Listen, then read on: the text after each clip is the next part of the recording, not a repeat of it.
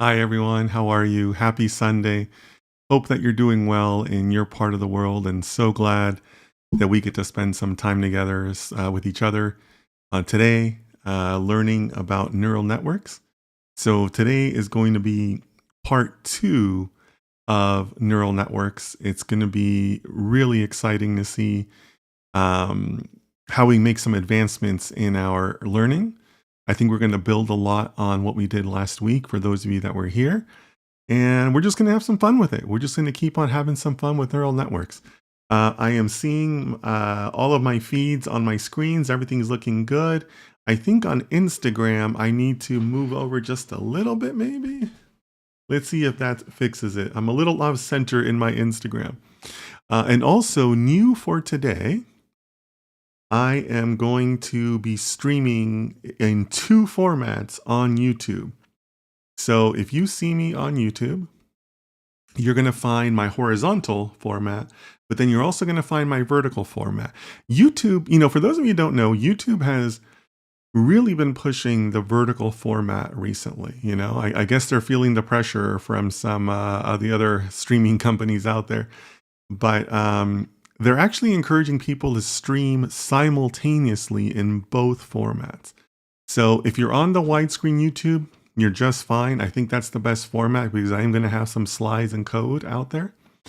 But if you are on vertical, you can also catch me on vertical. If you're on Instagram, you're obviously seeing me in vertical, but on Instagram, you can also switch over to YouTube if you want to see a little bit of a widescreen view. But really happy to see everyone, really excited to be able to share another Sunday with you guys, just to see how we continue learning from each other and see where we end up with neural networks. So I'm already seeing people coming into the chat. Thank you so much. Really appreciate you.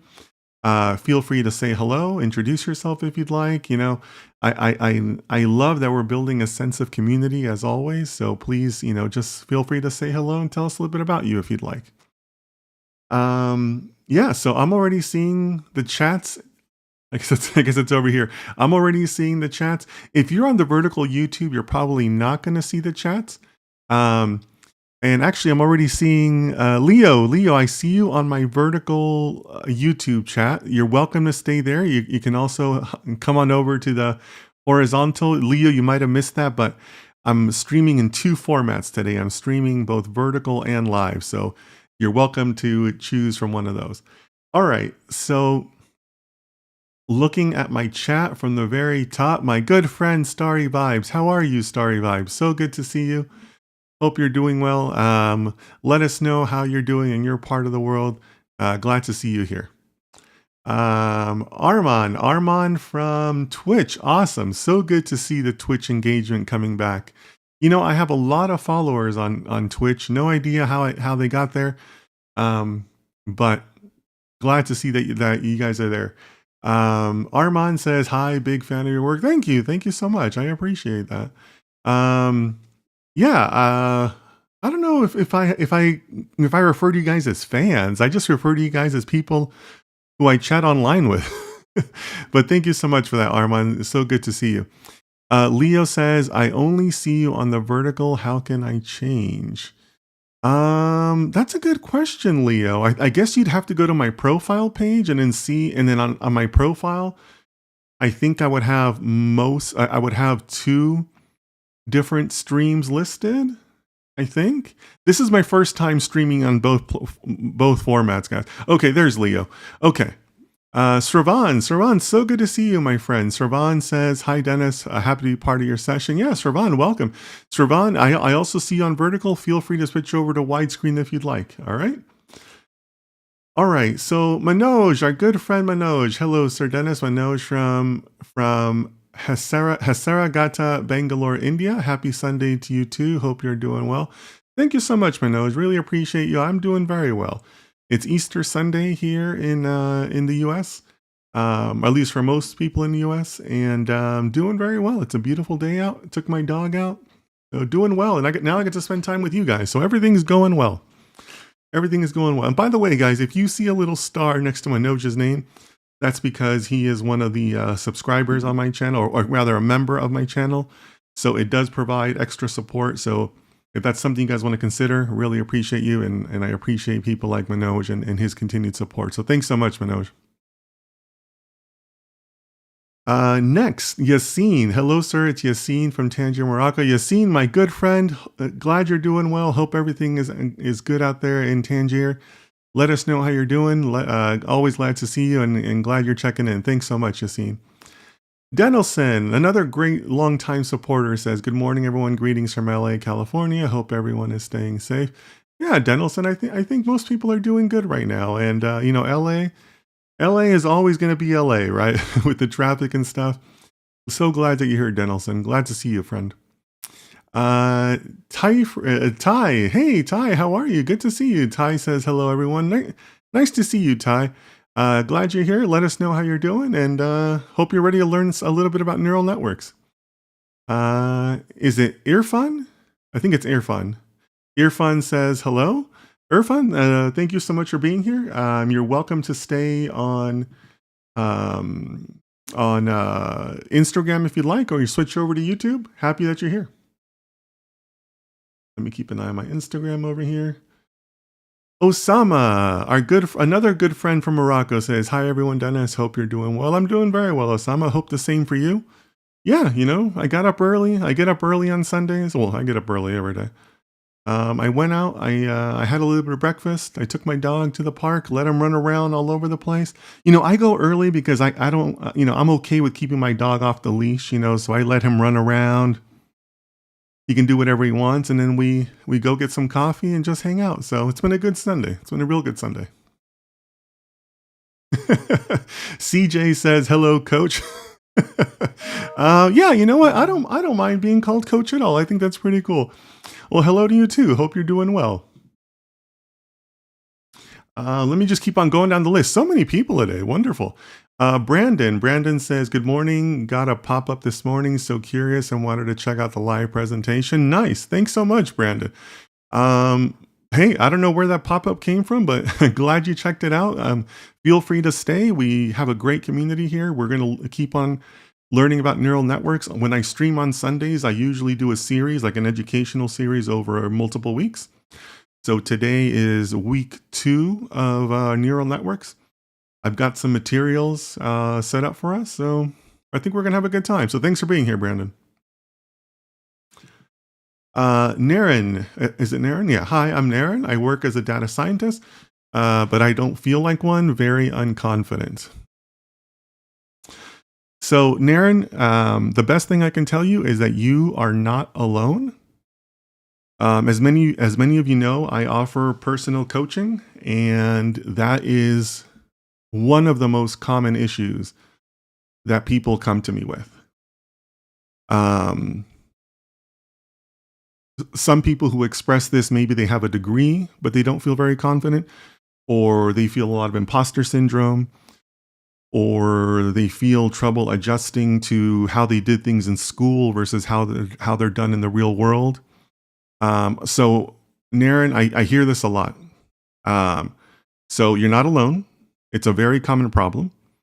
And also, as I've told you guys before, I hear it on the business side. I have friends who are hiring managers who tell me that, who tell me, "Hey, I hire these people with these degrees and they don't know anything," or I hire them with a master's, but I really want to hire them as a summer intern because like that's their level of knowledge, right? Like they don't have any advanced knowledge, right?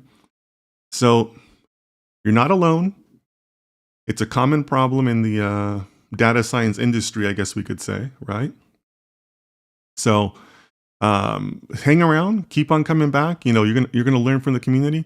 And if you're interested in personal coaching, I also offer those links on my profiles. But very common problem that you're describing there. And so don't worry, you're not alone. You're going to be okay. All right. Naren says, "Big fan of you." Thank you. I appreciate that. Yeah. I'm coming up on a year, guys. In 10 days, it'll be a year since I started doing this. Crazy. Leo says, "I'm here." Well, I'm glad you're here, Leo. Leo, our good friend from New York City. Leo, glad you're here. Such a great contributor, such a great supporter for most of that year. Really appreciate you, Leo. And Leo is also one of our moderators. So, it's a volunteer position. So please make sure you give Leo thanks because, it kind of helps me keep the chat clean and all that. So glad you're here, Leo. Armand on Twitch says it's inspiring that you share your wisdom and experience with all of us here, and we appreciate it, sir. Thank you. I appreciate that. The whole reason I started was to put out good quality data science materials. That's all I want to do. That's all I want to do. I'm tired of the nonsense that's out there. I'm tired of people producing these I'll make you a data scientist in 3 months type of nonsense, because that cheapens my profession, right? Like, this is what I do. This is my profession. This is what I dedicated my life to. So I don't want people cheapening it, right? So I'm here to give you guys good, honest information. I don't think I've ever done it to you, and I definitely try to not lie to you guys, right? So I'm just going to give you the best information I can. So thanks for being here, Armand. Is it whale? I think that's pronounced whale. I used to have a coworker with the same name. I think it's pronounced whale. Let me know if I'm wrong. But Whale says hi from Egypt. Very cool. Hi, Whale. How are you? I'm telling you guys, I'm big in North Africa. I get a lot of viewers from Morocco, Algeria, Egypt. What's another North African country? Can't remember. There's a couple others that my analytics say I get a lot of viewers from. So Whale, welcome. Glad you're here. Let us know how things are going in Egypt. I imagine it's getting a little bit warmer in that part of the world. But glad you're here. Thanks for coming. Khalif says, hello, Sir Dennis and everyone. Hey, Khalif, how are you? I don't think it's your first time here. I think you've been here before. But so glad to see you. Glad that you're here. And anything we can do to help, just let us know. All right. Anybody else who wants to introduce themselves or anything else? Okay, Whale, I see you over on Instagram. Okay. And it is pronounced Wael. I think, is that it? Wael? I'm from Egypt. I found your first video on YouTube, and it was an eye-opening one. Thanks a lot for the simplification. Okay. Do you remember which YouTube video it was? Was it this series from last week? Let me know. I'm curious to know which one was the eye-opening one. I'd like to think they're all eye-opening. Thank you very much. But let me know which one it was. I'm curious on which one inspired you to join us today. But yeah, guys, I try to be honest with you guys on how much skill it takes to be a data scientist, right? That's part of what I do.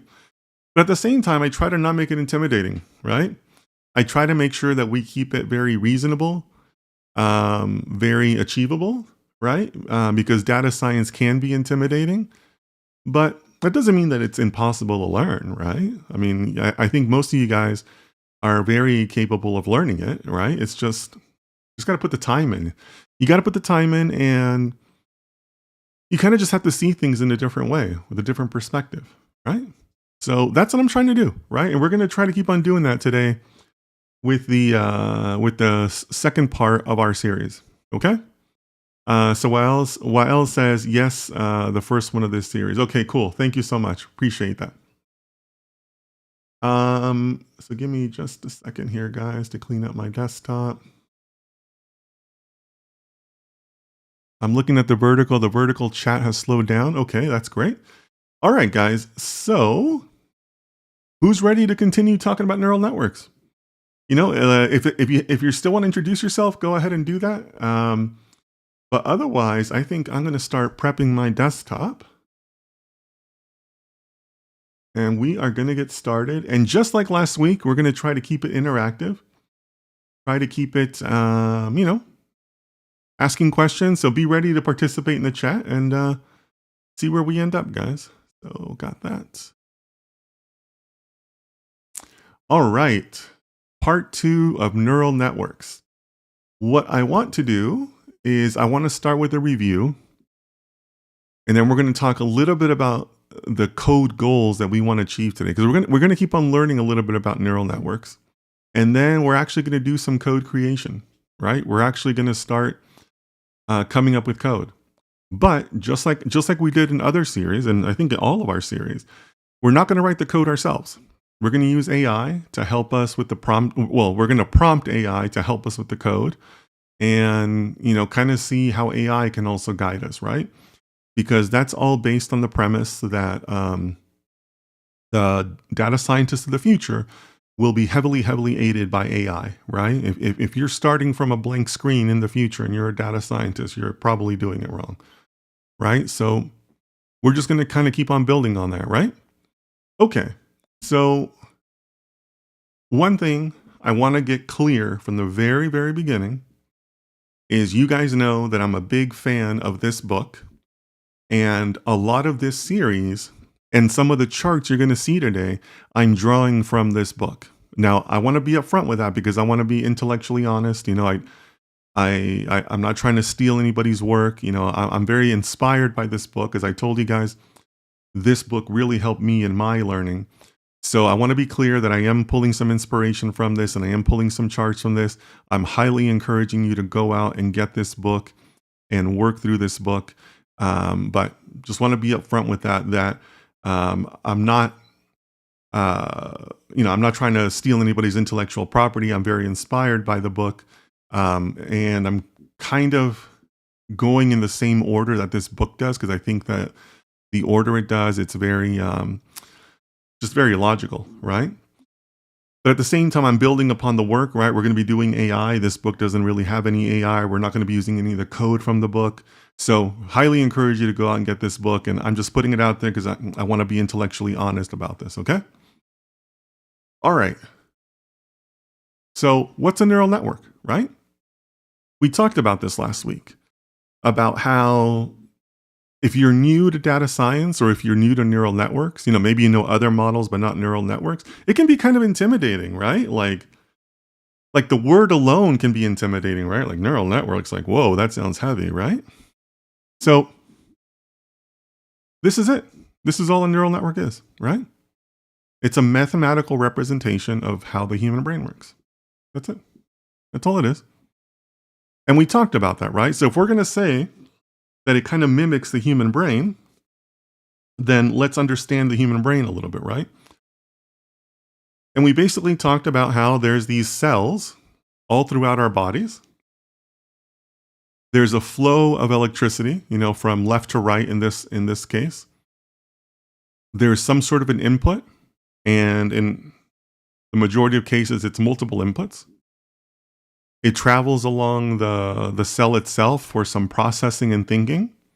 And then it goes out to these terminals, which basically go out to other outputs, right? And also it's more often than not multiple outputs. So you have multiple inputs coming into this cell. The cell makes some sort of decision of fire or not fire and sends the information on, right? So again, if I'm lifting my hand, there is a collection of cells that are starting from my brain, sending electrical impulses down my neck, down up my arm, and that chain causes my arm to go either up or down, right? And then on this side of my body, nothing is happening. There's nothing firing because there's nothing being sent there, right? Nothing is being asked to be activated, right?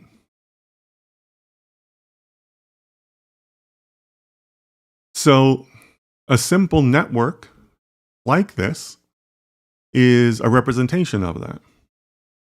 Here are your inputs. You can have multiple inputs.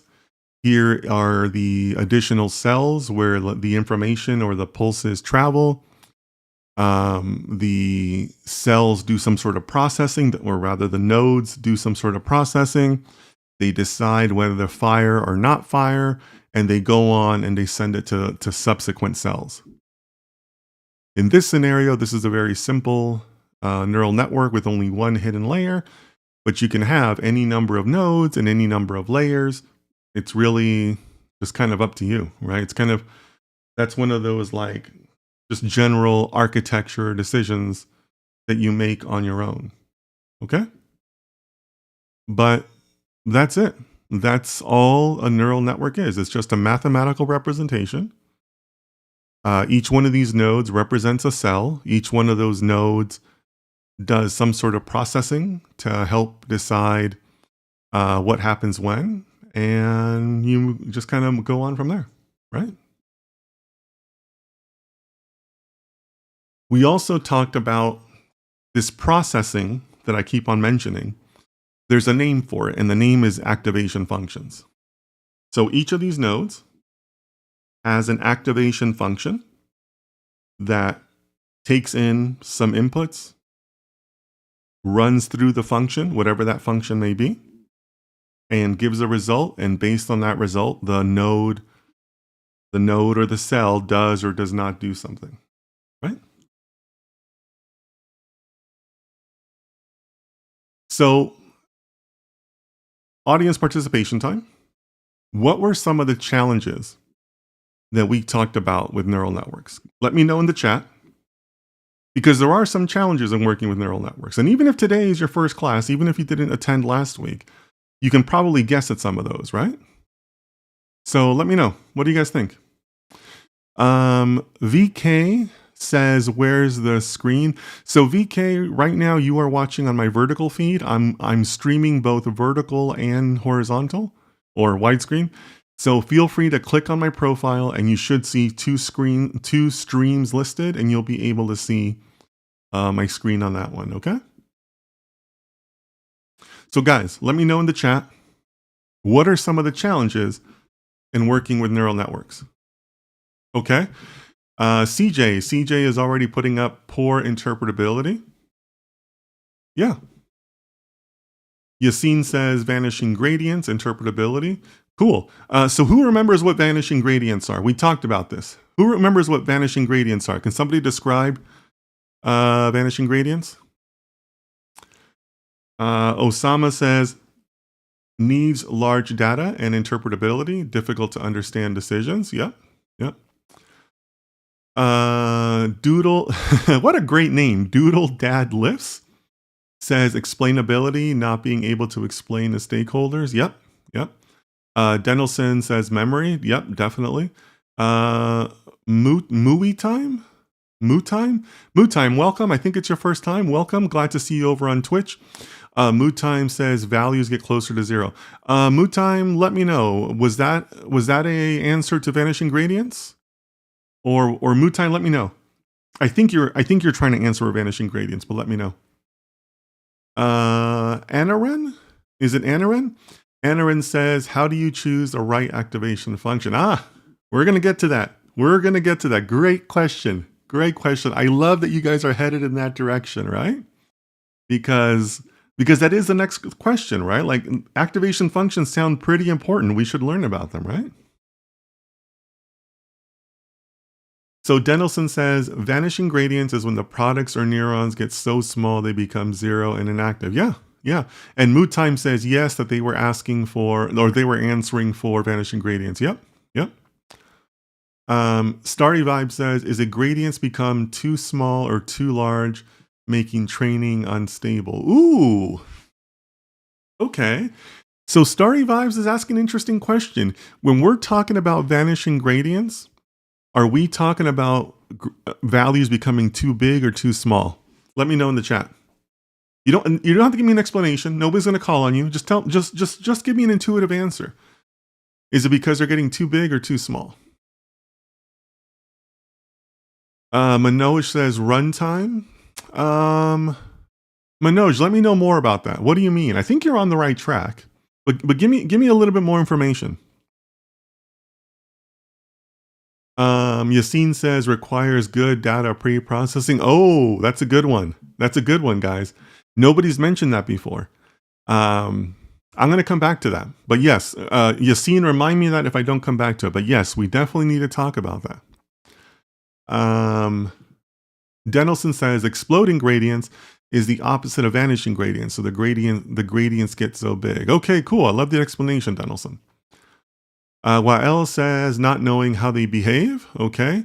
Yassine, Ty, and Denelson all say too small for vanishing gradients. Yep. Brandon says vanishing gradients means that learning of the network slows down because the weights become small. Yeah, Brandon, but it's not just slowing down, it's that it becomes ineffective. Right? So guys, all of you are correct. Vanishing gradients are basically gradients that become so small that they approach zero.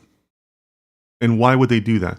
Well, because a lot of values and weights that we're going to be dealing with are not big numbers to begin with. Typically, they're decimals, right?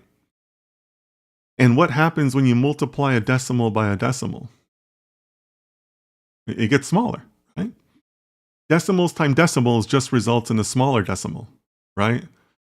Smaller and smaller and smaller and smaller, the more you multiply, multiply, multiply, right? So so Brandon, it's not that they slow down, it's just that they're like everything just becomes zero. And then it just becomes 0 times 0. So in a way, it can kind of become a little faster because it's a simpler calculation. But yeah, I mean, you can basically nullify all of your work just because you have so many layers, so many nodes, so many inputs that you're just calculating yourself to death, basically. That's the vanishing side of it, right? Shashank over on Instagram, how are you? Says, hey, how are you, sir? I'm doing great, Shashank. Glad to see you. Welcome to stay on Instagram, or you can switch over to YouTube and join us on the widescreen. So Moo Time or Mooey Time says, I think it's because they are getting too small since called vanishing. Yep, that's exactly right. That's exactly right. It's kind of built into the name, right? Khalif says, sometimes optimization gets messy. Have to try different techniques. You're not wrong. But Khalif, isn't that a function of any model? Like you just described data science, not necessarily neural networks, right? Like we should want to optimize and streamline all of our models, right? Even if it's just like a gradient boosting model or something, right? So what do you think? Like what you described is not wrong, but it's not exclusive to neural networks, I guess is what I'm trying to get you to think about, right? Manoj says problems that occur during the execution or deployment of a neural network model. Yep. So Manoj is bringing up a good point, and I still see the answers that are in my chat, and I'm going to come back to those answers. But let me take a little bit of a detour here, because Manoj saying that the problems that can occur during the execution deployment of neural networks is very key, and it allows us to circle back to Yassine's previous statement about pre-processing. What are some of the challenges? Let me know in the chat. What are some of the challenges around pre-processing and deployment that also happen to neural networks, that are unique to neural networks, right? Because you have to be careful in any data science deployment. But there's some that are unique to neural networks. Or what does Yassine mean when he talked about pre-processing overall for neural networks? Let me know. What do you guys think? I'll give you a hint. Remember that I said that your nodes are mathematical formulas that take in inputs, right? What about text? Can a node take in text? How do you multiply text? How do you multiply pixels in an image? Right? Let me know. What do you guys think?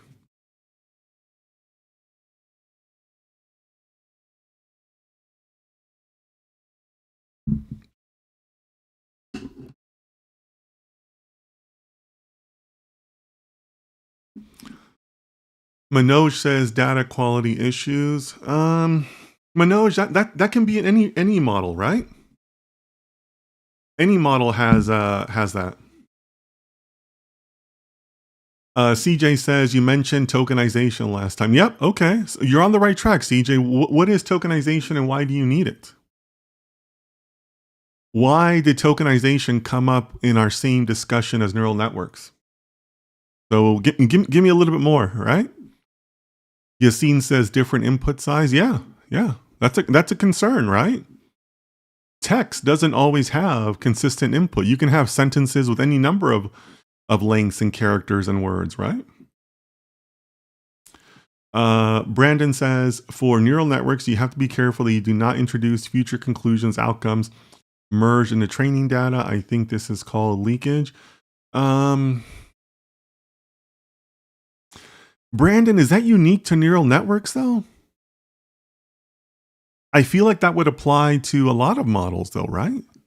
Let me know, Brandon. Maybe I misunderstood your statement.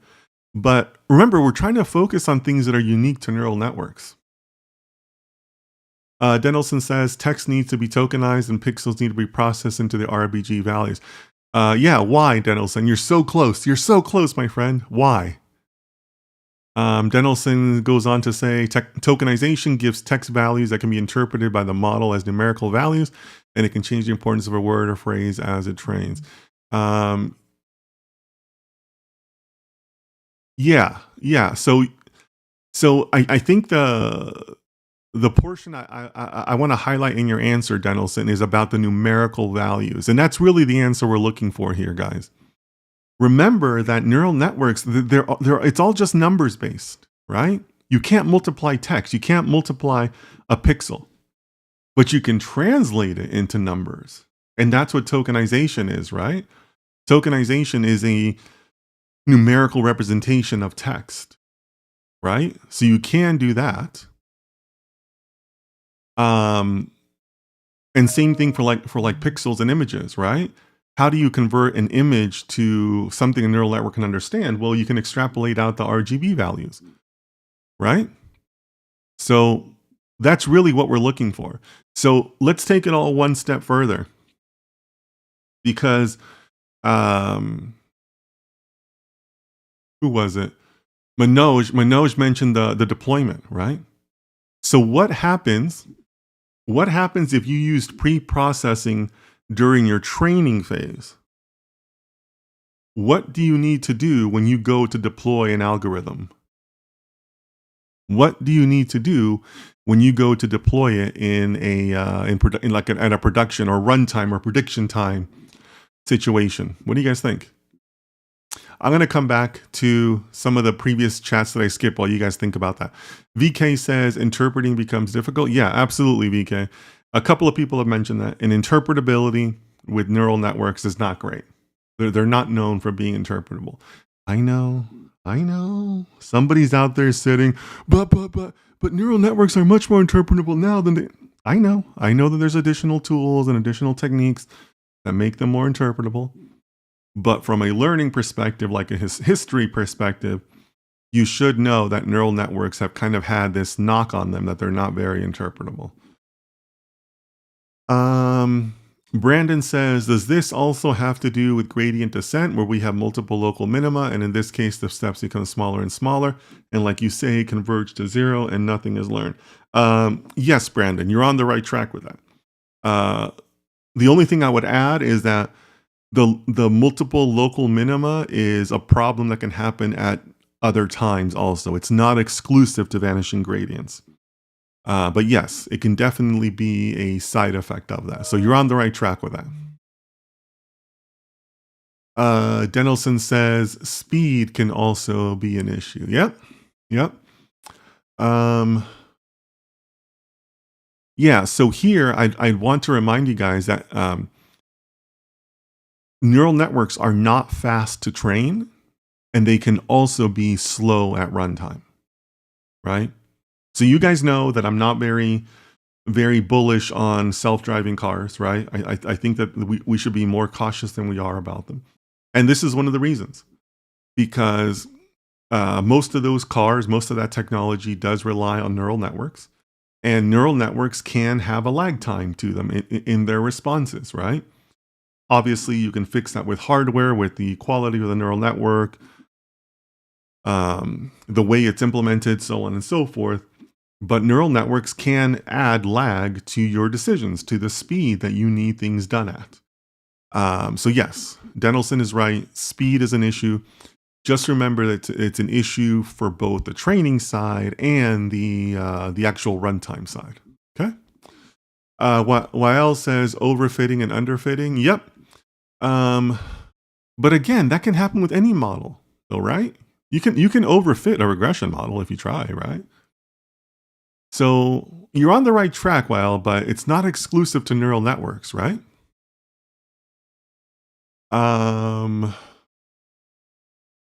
Let me pick up where this goes again. Yassine says different data types. What do you mean by that, Yassine? I'm not sure I understand that. Because the pre-processing should take care of that, in the sense that you're only going to have one data type, and that's going to be long values, right? Which are usually decimal values. But yeah, so let me know what you mean. You see, maybe I'm just not understanding. Manoj says yes, tokenization converts text into numeric. Yep, absolutely. Very important step in neural networks. Khan says, "Hey Dennis, how are you?" I'm doing great, Khan. How are you? Hope you're doing well. I see you over on Instagram. You're welcome to stay there, or you're welcome to join us on YouTube for the widescreen. Okay.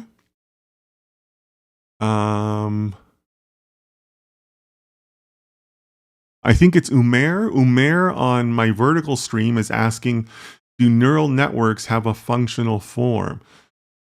Umair, let me know what you mean by functional form. Can you describe that a little bit more? What does functional form mean to you? I want to make sure I understand your question first.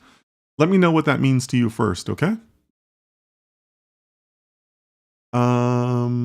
Brandon says, isn't a neural network limited in the number of layers and nodes? Would that represent a limitation of how accurate one can be? Ooh, great question, guys. Great question for the chat. So, Brandon is asking, is a neural network limited in the numbers of layers and nodes? What do you guys think? Let me know in the chat. You only have to give me a yes or no if you'd like, or give me an explanation if you'd like. But Brandon's asking an excellent question here. What do you guys think? Is a neural network limited in the number of layers and nodes? What do you guys think? Good question. So Moo says, since neural networks use math to mimic the human brain, so we need tokenization to be able to use math. Yeah, absolutely. Tokenization, very, very key part of data science, or of neural networks. So Moo goes on to say, we need to make sure that we use the same tokenization when training and deploying. Yes, that's exactly right. And Moo, I wouldn't say same tokenization, it's the same data pre-processing, because pre-processing also applies to image work, right? To computer vision work, not tokenization, obviously, but the same pre-processing you do there has to also be done on runtime, right? So what happens if you use a tokenization file during training, but you use a completely different tokenization approach or dictionary on your runtime? You'd have wildly inaccurate results, right? Or same thing for your RGB values. If the way you process them in training is different than runtime, bad things are going to happen, right? So that's really what I want to impress upon you guys, that it's all about the maintaining verity between your pre-processing during training versus what it looks like at runtime. Okay, very, very important part. Wael says, could need a huge amount of data as the neural network gets deeper. Yeah, but I think a couple people have mentioned the data. I think Osama mentioned the data requirements. Yeah, absolutely. Yassine says, yes, it was an answer to why pre-processing is needed. Let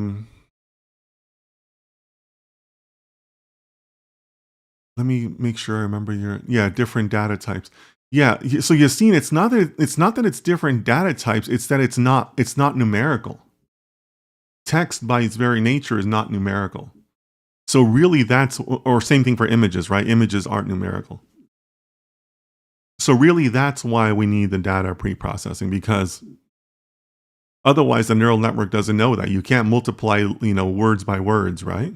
So it's more about, it's not the different data types, it's that it only supports numbers as inputs, right? Jaya over on Instagram says, hi, sir. Hey, Jaya, nice to see you. Hope that you're doing well. I'm glad to see so many people on Instagram today. That's wonderful. All right. Okay, so coming back to Brandon's question, Yassine is answering, no, it's not. We can choose the number of layers and nodes as we want. Denelson says, no and yes, it is limited by the amount of memory you have, but hypothetically, it does not have a limit. Diffio over on Twitch, welcome. I think it's your first time. Nice to see you. Diffio says, Neural networks are limited in size, not in theory, but very much so in practice. Okay, Diffio coming in strong with their first answer. That's a great answer. So Diffio, Denelson, Yassine are all providing answers for Brandon's question. And all of them are correct, right? There is no limit on nodes, on the number of layers and the number of nodes within those layers. And if you remember, last week we kind of talked about how I kind of stopped short of calling them a hyperparameter, but you can kind of say, like, hey, I'm going to play around with the number of nodes and layers to kind of see if I can improve my results. Like, that's a valid way to construct these, right? There are dedicated hyperparameters for neural networks, but the architecture itself of the network is something that you can play around and experiment with. So Brandon, that's basically the answer, that no, there is no limit to layers and nodes. It can be, your network architecture can be whatever you want it to be. Now Diffio here is correct, and some other answers I've touched upon that I think Denelson mentioned speed, but yes, they are limited in practice because the bigger the neural network, the more time it takes to train, the more processing power you're going to need. The slower it is at runtime. We talked about some applications where you don't want a slow neural network, right? You might need very high speed neural networks. So no theoretical limit, but from a practical perspective, you might have to go with a smaller neural network than what you would like to otherwise. Okay. Starry Vibes. Okay. Sorry, Starry Vibes. I missed your answer previously, but Starry Vibes contributing to the same answer says no. It just depends on your needs and the resources you have available. Yeah, that's a very, very practical answer. Yeah. Moo says, I think we have as many nodes as resources allow. Excuse me. However, whether it is needed depends on the problem, I believe. Yeah. Yeah. And I guess it's really not, well, it is depending on the problem in the sense that what gives you the better results, right? Like, that's really what it is, right? Like, that's really like the main driver, right? Okay, so Anna says, what kind of number is the tokenized word converted into? Is there a standard function applied to the word to convert it to a number? Okay, great question. So Anna, here you're kind of talking more specifically about like NLP related work, but when it comes to NLP, one of the first things you're gonna do is you're gonna tokenize your text, and it's basically just taking every word and assigning it a number. That's all you're doing. Every possible word, you're assigning it a number. So as you can imagine, the token dictionary, and it's usually referred to as a token dictionary, by the way. So as you can imagine, the token dictionaries can vary in size, and they'll definitely vary by language. But for example, in the English language, it's commonly accepted that there's about 20,000 words that are used in the English language. I think the total number is like 35,000, 40,000, but like in day-to-day conversations, it's like 20,000 words. So most dictionaries use that as like as a starting value, I guess you could say. And yes, there are some standard dictionaries out there. For example, a lot of the tutorials you're going to come across, or maybe stuff in your schoolwork, is going to mention NLTK, right? The Natural Language Toolkit. That's a toolkit that was put out, I believe that was put out by Meta or some engineers at Meta. So they have their own dictionary, their own tokenization. There are dictionaries that are based on social media that will take common words in social media. There are dictionaries that are based on Wikipedia, where they'll take kind of like all the words that you'd find in Wikipedia and tokenize those. And then beyond that, you get into some of the vectorization libraries or vectorization values. So the Stanford NLP Lab has put out some of those dictionaries that are popular for that, or vectorization libraries that are popular for that. Um, I think that one is WordNet. So I'll stop there because my intent is not to make this an NLP discussion.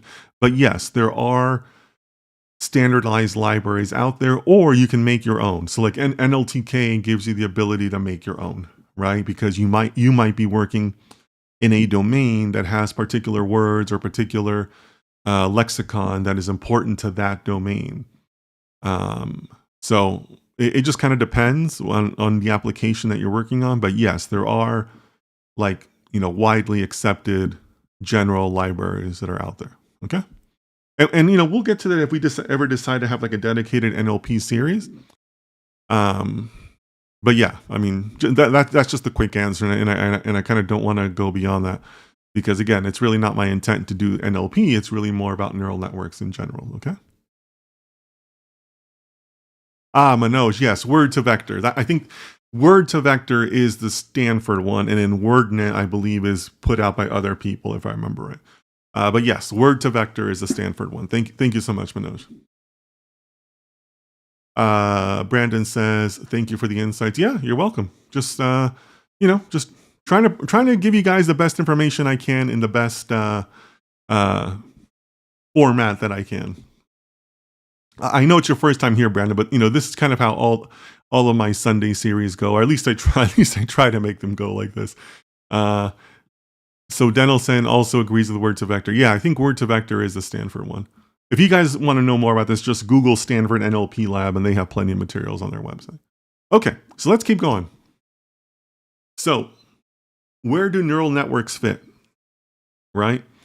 And I want to give you this chart again, guys, because for me, this is kind of like the progression I have in my mind as far as like the different tools that you could be using or the different ways you could be working with kind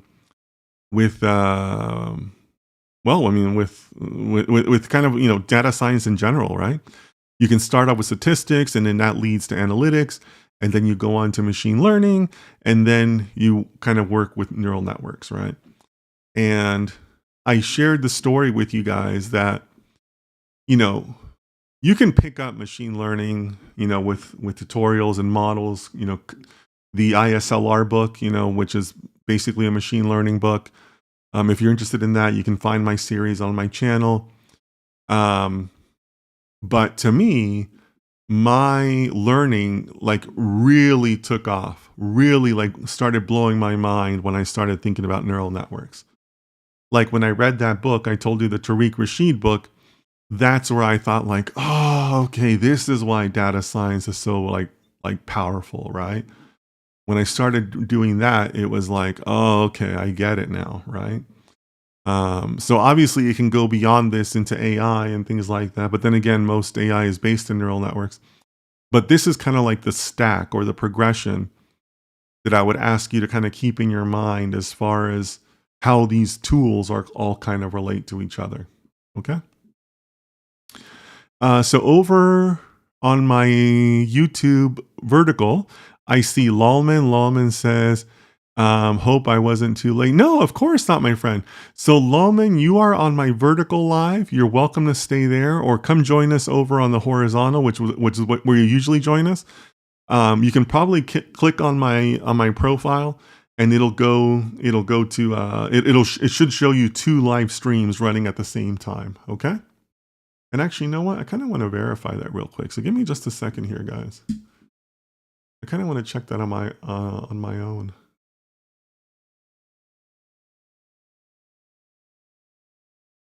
Yeah. So I'm looking at my own YouTube page, and it is showing me as doing 2 live streams, and one of them I've called the vertical stream. So Lallman, right now you're on my vertical stream. You're welcome to join me on the widescreen. Okay. Okay. Lallman is back. Lallman says, I was confused why you decided to go with the vertical one. So Lallman, that's a good story. Good question and a good story. So, because of my success due to you guys, and I really appreciate all of you for this. My channel has grown quite a bit over the last year. I do have my little YouTube plaque back there. So because of that, YouTube has sent me these invites to participate in these boot camps and these trainings, I guess you could say, for creators. And I have a what's it called, a community manager or something like that. They're supposed to be like my helper at YouTube, like if I ever need something. And one of the things that YouTube has been doing over the past 2 months is they've really been encouraging people like me to use the vertical format. They're really trying to have many, many more vertical live streams. I guess because they're comparing themselves to TikTok, maybe, because TikTok obviously has a lot of vertical streams, so many more than YouTube. So they're kind of encouraging people to do that, and they're encouraging people and saying, well, you can stream on two things. You can stream both horizontal and vertical if you want, which is kind of weird because I don't think any other platform lets you do that, run two streams at the same time. But that's how much YouTube wants you to do it, because they're really encouraging people to do it. So I saw that this morning. They sent me a note about that this morning. And I thought, I'm going to try it. It can't hurt. I've never streamed twice like that. So that's what I'm doing. So yeah, so if you go to my profile, you're going to see two streams. You're welcome to stay on the vertical or the horizontal. It's up to you. But anyways, just giving you an answer there, Lawman, just to help you guys understand why I'm doing that. I'm enjoying the YouTube ecosystem. I got invited to one of their little get-togethers last month, which was a lot of fun. Like I said, I have this contact at YouTube, so if something ever happens, I got my own little personal tech support, which is nice. But just trying to see what the vertical offering on YouTube is like. All right, so getting back to the materials, this is new material, right? This was not in last week's deck. So let's talk about nodes, right? Because as I think has become clear to everyone, nodes are pretty critical in the whole study of neural networks, right? So again, being open and honest, I'm pulling this from the Tariq Rashid book, right? Very good book. Highly encourage all of you to pick it up. And this is what we're doing, right? We have two inputs, a 3 and a 4. There's some sort of calculation that happens in the center, and then there's some sort of output.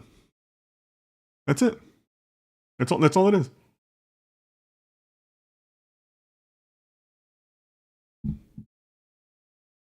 If you do this across multiple nodes and multiple layers, you have yourself a neural network. That's it. That's all it is, right? So if you can see that, right? There's inputs, calculations, and outputs. What happens when an output is incorrect? Have we seen other models when an output is incorrect? What do you guys think? What happens if you were to have this calculation node and the output was 10? What would we do in that scenario? What do you guys think?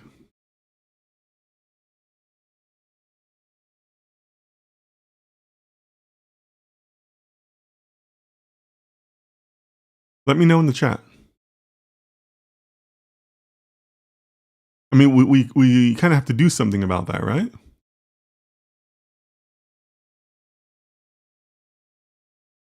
What do you guys think?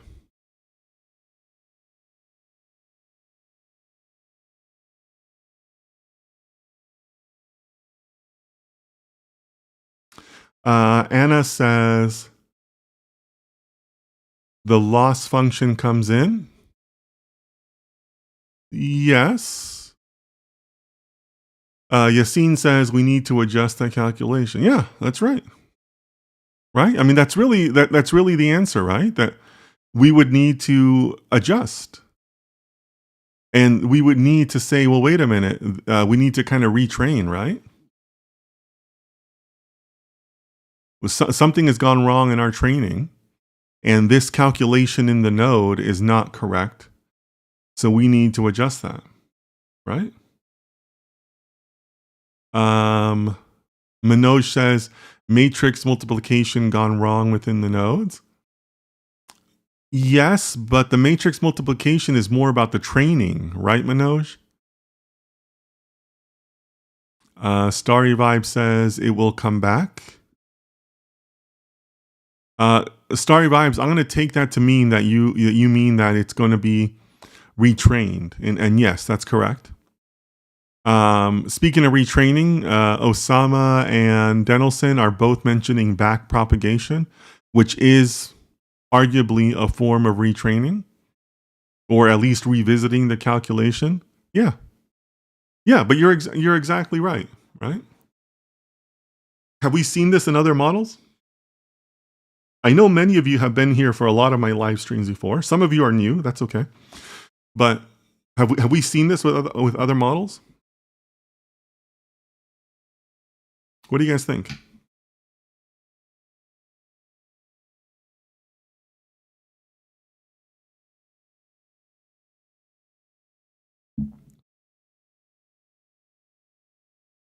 Yassine says yes. Okay, tell me more about that, Yassine.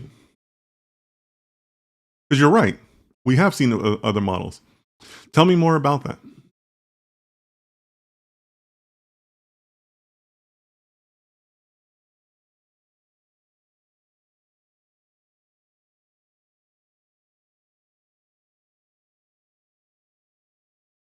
Where else have we seen this?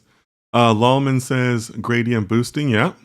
Anywhere else, guys? Where else have we seen this? Where the model output is incorrect?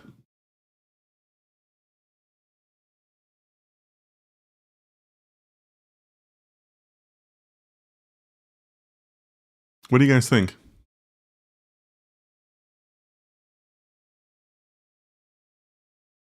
Yassine says there are many models that use gradient descent in their process to adjust their parameters. Yassine says, as in simple linear regression. Yeah. So look, the whole purpose of me asking this of you guys is to realize that the way that we handle the training and the process of a neural network is not much different than what you already know. Again, I'm just trying to take like the mystique out of it, because I think so many people kind of get like caught up in how complex neural networks can be. But it's the same. It's the same as other items that we've seen before. It's going to make errors. You're going to go back and you're going to adjust, and you're going to go back and you're going to try to improve on your previous model. But overall, it's the same thing. Okay? So that's all I'm really trying to impress upon you here. That yes, you're going to have nodes that make incorrect calculations, but that's okay. You're going to fix them in the same way that we've tried to fix other models before. It's really no different than that. You're going to adjust your weights. Sometimes you can adjust your input, and then you're going to see what downstream effect it has, on your results, and you're going to go from there, right? Just as Yassine says, just as you would in a simple linear regression, right? So speaking of which, what measures, let's build upon that, right? What measures did we use for model evaluation in the past? And also, what is a ground truth? I know most of you are going to know the answer to the second question, but I just want to establish a common understanding here, right? Or there could be some people that are also newer in the chat, right? So what did we use for previous model evaluation? Because we just agreed that we're going to fix the model in the same way we fixed other models. So can't we use the same evaluation metrics? Right? So what are they? And what is a ground truth? What do you guys think?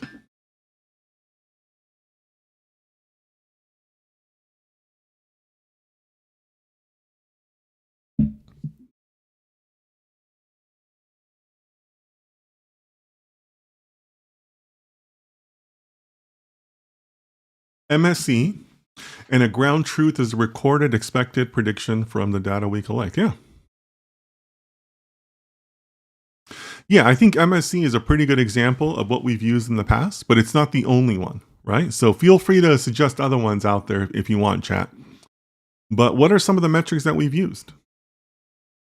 And a ground truth is recorded expected predictions on data we collect, and that's true, right? A ground truth is basically what happened in real life, not what we think would have happened or what the algorithm said was going to happen, but what actually happened in real life.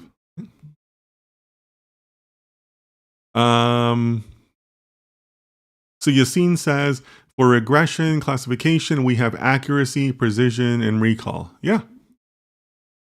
And yes, we can use the same metrics. Manoj says, agree with Yassine. Yeah.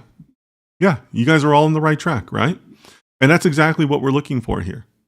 That regression, accuracy, precision, and recall are going to be as useful here as they were in other models. That's exactly right. That's exactly right. Okay? That's what we're looking for, right? Again, we're just trying to take the mystique out of it. We've talked a lot about nodes and layers, and we're going to see some code today, and we've talked a little bit about math. But it's the same thing. It's the same metrics that we're looking to work for ourselves, okay? So I'm going to jump ahead here because I already see some of these answers in the chat. What are we looking at here? What is this? And if you guys want extra credit, who wants to take an explanation? Give me an explanation in the chat for precision and recall. But here's the thing. Talk to me like a business person. Don't give me that math geek talk. You guys know I don't want you guys talking like math nerds out there. Give me the business explanation. I'm your managing director. Tell your managing director what the heck this precision and recall thing is. Go ahead, guys. That's a challenge for the chat there. What is precision and recall? And talk to me like I'm a 10-year-old like I'm a 10-year-old managing director, because there are some 10-year-old managing directors out there. So what do you guys think?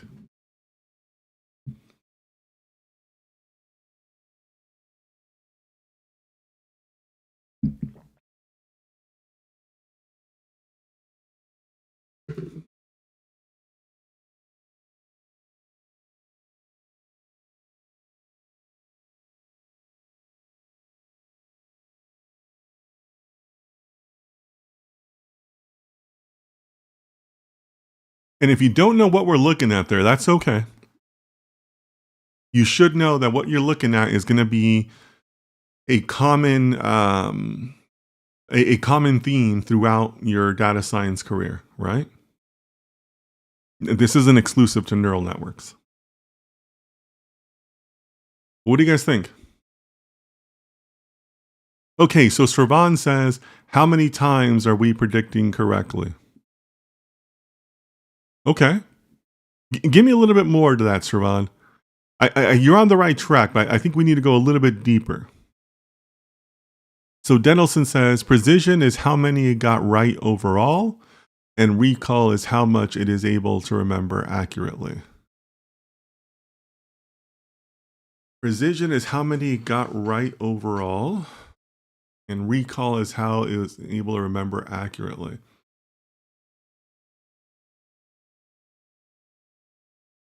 Denelson, I'm tempted to give you a pass on the first one, because you're not wrong, but I would ask you, didn't you just give me the definition for accuracy and not precision? And for recall, I'm not on board with the answer. I think the answer goes a little bit deeper. So take a think on that, Denelson, and come back, okay? Anna says, precision is how good the model is at correctly labeling the object as the original.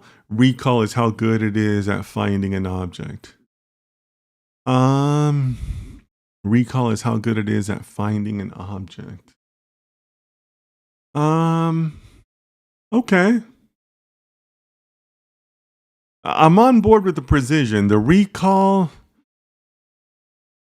I don't know. I don't know about I don't know. And also, by the way, if somebody wants to just give an idea of what we're looking at for some of the newer people or whatnot, just feel free to tell me what we're looking at in the graphic, right? Um, is it Rexman or Rockman? Maybe. Welcome. I think it's your first time, so welcome to the stream. Rockman says, precision tells all of the times our model predicted something is positive, and how many of those are actually correct. Yeah, yeah. But tell me like I'm a managing director, right? But you're on the right track there.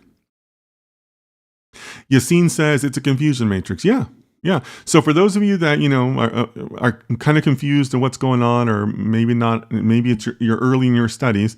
This is a confusion matrix. This is what's known as a confusion matrix, and it helps us understand what our algorithm predicted versus what actually happened in real life, or our ground truth, right? And by looking at how often the algorithm was actually correct in predicting what actually happened, or predicting the failures or the other classes versus what actually happened, you can come up with additional measures, right? You can come up with your accuracy, your precision, and your recall, right?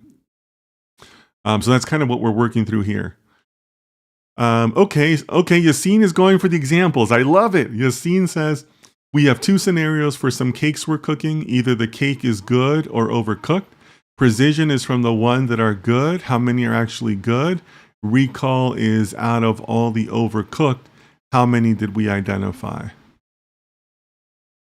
Okay, Yassine. I think we could massage a couple of words in there, but I think you're on the right track there. I'm on board with it. Starry Vibes says recall is the proportion of true positives identified among all the real positive cases, and precision is the proportion of true positives among all the total positive precisions. Do we reflect the validity of the predictions?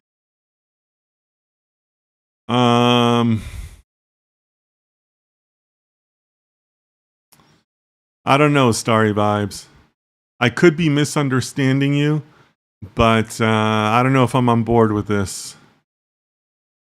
It almost feels like you're describing the same thing twice. I don't know. Rockman says recall tells out of all the positive cases how many that our model correctly find. Rockman.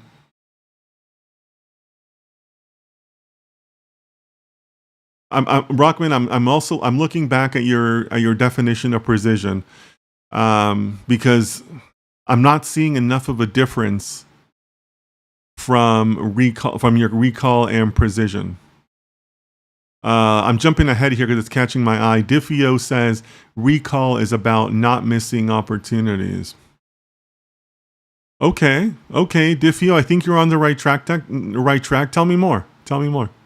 This is great. I'm glad we did this exercise because, sometimes it's very difficult to express, because I'm positive that all of you are smart and all of you know how to use these, but being able to express it properly is kind of like it's actually difficult, right?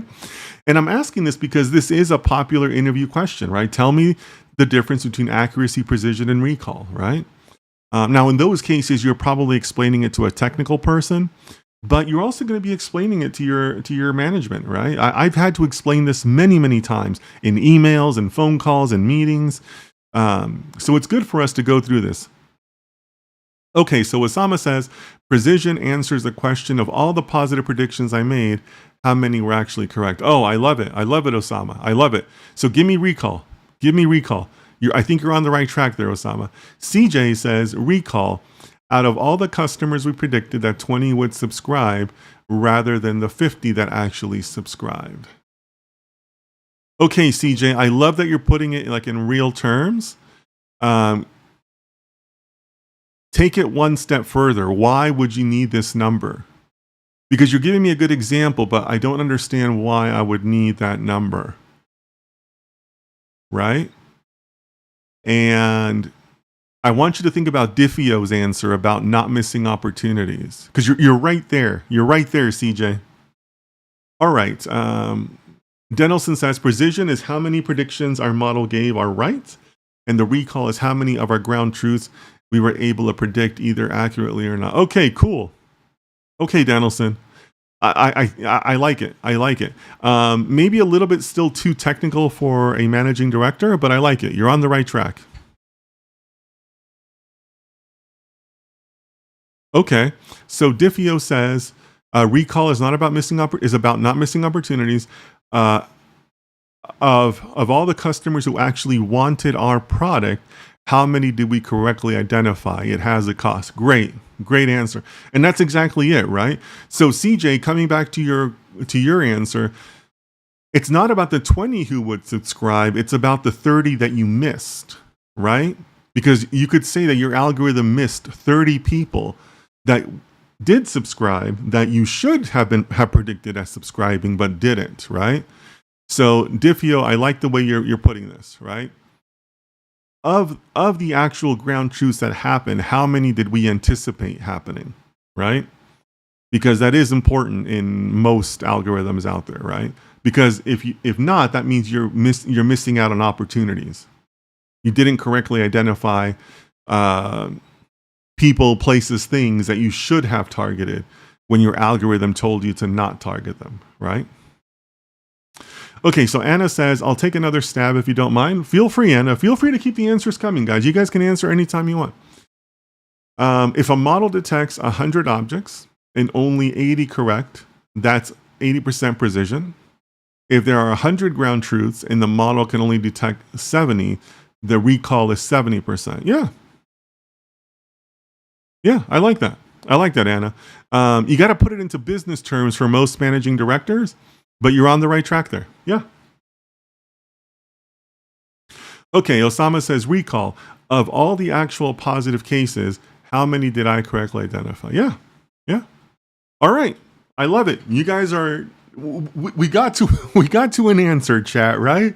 We kind of felt around different things, but I'm glad how the chat kind of converged on an answer, because I think you guys are basically there. So Lawman says, precision is out of all the positive cases, how many were correctly predicted as positive? And recall is of all the positive cases, how many were correctly predicted as positive? Yep. That's great, guys. Did that disappear? That's weird. That's the second time that's happened to me, where a chat disappears from my window. That's weird. Lawman, I don't know if you removed that chat, but it felt like you were on the right track. I mean, I wanted to read it again, but I think you were on the right track, or maybe I deleted it I don't think I did. Let me know, Lawman, if you deleted that or if I deleted that. But that happened last week too. Weird. Okay, but yeah, you guys are on the right track. Very important to understand this, because this is what basically tells you whether your neural network is on the right track. Do you have the right number of layers? Do you have the right number of nodes, right? Do you need to adjust your hyperparameters? By looking at these numbers, these results is exactly what you want to do to refine your algorithm. This is how you create that feedback loop to be able to say, yeah, this is a pretty good neural network, or no, we got a lot more work to do. Okay? Diffio says, I've never seen someone streaming on so many platforms simultaneously. Thank you. I think. You know what? The technology exists, right? So why not do it? And I have enough followers on all the platforms that I go ahead and do it. So, streaming has been very good for the growth of my channel. So yeah, I guess it is a lot, but have some fun with it, right? Diffio says it's great. I just imagine the complications. There's software that helps me a lot. But it did take me a while to figure out all the components and getting it all to work and talk to each other and all this stuff. But yeah, glad you're enjoying it, Diffio. Lawman says, I recall the answer both times. I thought it was wrong. Oh, okay. Listen, guys, no, there's no need to be shy about wrong answers on my chat, right? I mean, you know, I try to tell you whether you're on the right track or on the wrong track, but there's no shame in it, right? But Lawman, from what I read, I thought your last answer was on the right track, you know? Manoj says, Precision says, of the kids I gave the chocolate to, how many actually like? Yep, that's a good one, Manoj. Because you would think all kids would like chocolate, right? But you never know. Ria says, hi, can you get me a job? I am ready to work under you. Ria, I myself am not a source of jobs. I can certainly help train you to get you a job. I do that as part of my personal coaching. So if you are interested in personal coaching, there's a link in my Instagram bio. But I myself am not a source of jobs. But I get it, guys. It can be challenging. It can be frustrating to get a job. I'm here to support you. I'm here to teach as much as I can. And if you want personal coaching, we can do that too. Okay.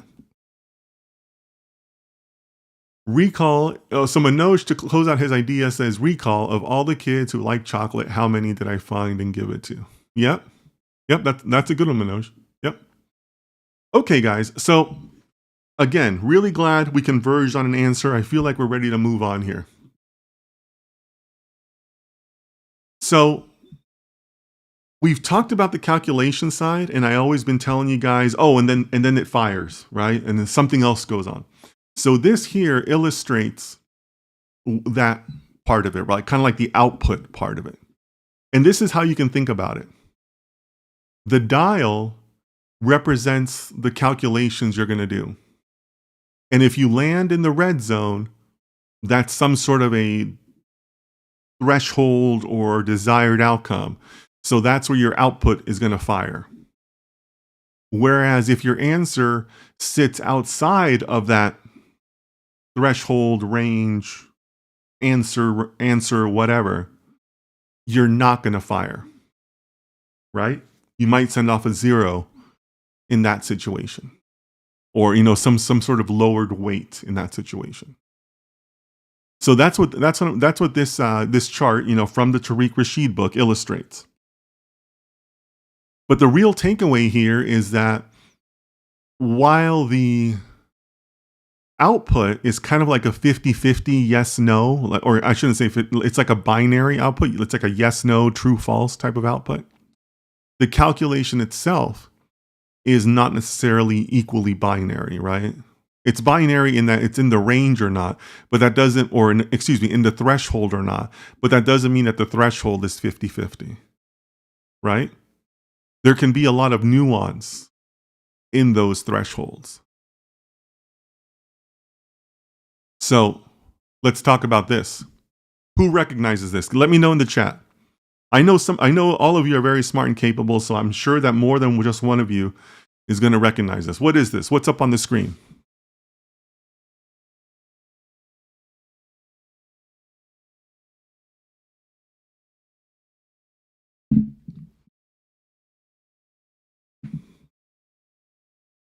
So I see people on my Instagram. Thank you so much. You're welcome to stay there. You're welcome to join us on YChat. Thank you so much for people on Twitch. I'm seeing a couple people on Twitch. I don't see anybody on Kick, but thank you so much for being here, guys. Really, really appreciate all of you. Oh my gosh, we're at an hour and a half already, guys. Crazy. Okay, so Yassine says Relu. Yassine says activation function. Okay, anybody else? You can also just choose to agree with somebody in the chat. You can just say, hey, I agree that I agree with Yassine or whatnot. Diffio says this is the step function from elementary analysis. Diffio, help me understand what you mean by elementary analysis. Help me understand what you mean by that.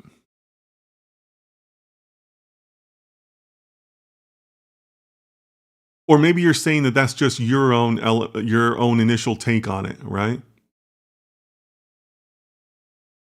Diffio says, sorry, math background. That's okay, but just let me know what you mean by that. Khalif says Relu, okay. Lalman says sigmoid, okay. Manoj says sigmoid, okay. Yassine is correcting himself and says, yes, step, not relu. I was wrong. Okay. Diffio says, no, it's a fundamental concept in real analysis. Okay, cool. Thank you. Anna says perceptron. Okay, I like that, Anna. CJ says, looks like a digital signal. It does, right? Like, I guess it'd be what? This would be like a DC signal, right? Not an AC. But I think you're right. I think it's a DC signal. Yeah, for those of you guys who don't know that, I went to a technical high school, so technically I have like this high school degree in what is it? In electronics. So yeah, so we used to study stuff like this. Starry Vibe says it's a tan H. Okay. Diffio says it's like the steps and prime counting function. Okay. Okay. Anybody else? Last call for answers. Last call for answers. And I'm appreciating all the answers. We're gonna come back to the actual name though, right? Anybody else? Last call for answers. What is up on the screen right now? What do you guys think? Khalif says, yep, it's step. Okay. Denelson agrees with step function. Okay. All right. So I want you to think of all the answers that we saw, right? And I want you to take a look at this one.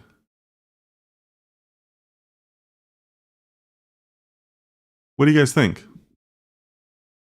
There's this one and there's this one. So two questions.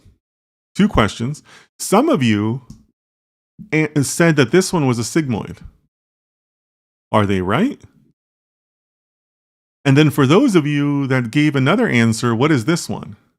And if you want to go for the extra credit, what is the difference between this one and this one? And if you want to go for extra credit, talk to me like I'm a 10-year-old managing director. What do you guys think?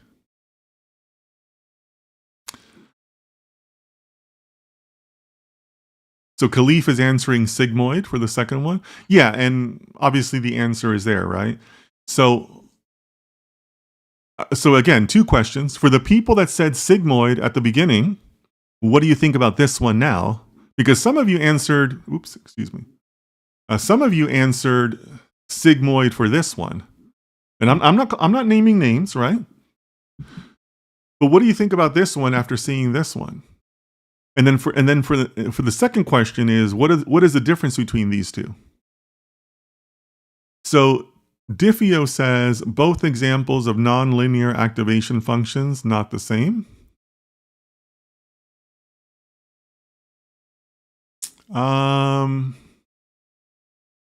Diffio, I agree with you that they're not the same, but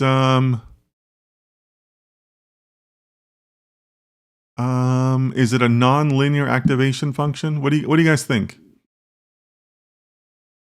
Yassine says it has two conditions. If output is less than a threshold, then output is 0. If not, it's 1. The second one outputs a prediction between 0 and 1. Yeah. Yeah, if you look at the sigmoid function and you look at the formula over here, right, which is a pretty common sigmoid formula. I think a good number of you in the chat have seen this formula before. Right? You're going to get an answer between 0 and 1. It's a range-bound answer, right? Anna says it's discrete versus continuous. Yeah. Yep. Ty says the first one is a hard sigmoid. Yeah, sure. You could think of it that way. Oh, wow. LR. Is it LR or LARB? LARB over on Kick. Welcome. You're our first participant on Kick today. So glad to see people participating on Kick. Denelson says the difference is that the first image has a function that after a threshold, it is immediately classified as 0, if not 1. The second one has a probability prediction between 1 and 0. Yeah, okay. I'm on board with that, Denelson. So Denelson and Yassine, you guys are definitely on the right track with an answer. So if you guys want to think ahead, why do we need this? Why do we need to have a sigmoid function? Why can't everything be a step function? right? You're telling me the differences, but why? Like, give me the practical side of it. Excuse me. Anna says the step function forces values to 0 or 1. A sigmoid will give values between 0 and 1. Okay, yeah, but why? Why would you need this? Lawman says, agree with Denelson, agree with Yassine. Cool. Yeah, if you guys just want to participate in a small way, you can just say who you agree with. That's totally cool. Thanks, guys.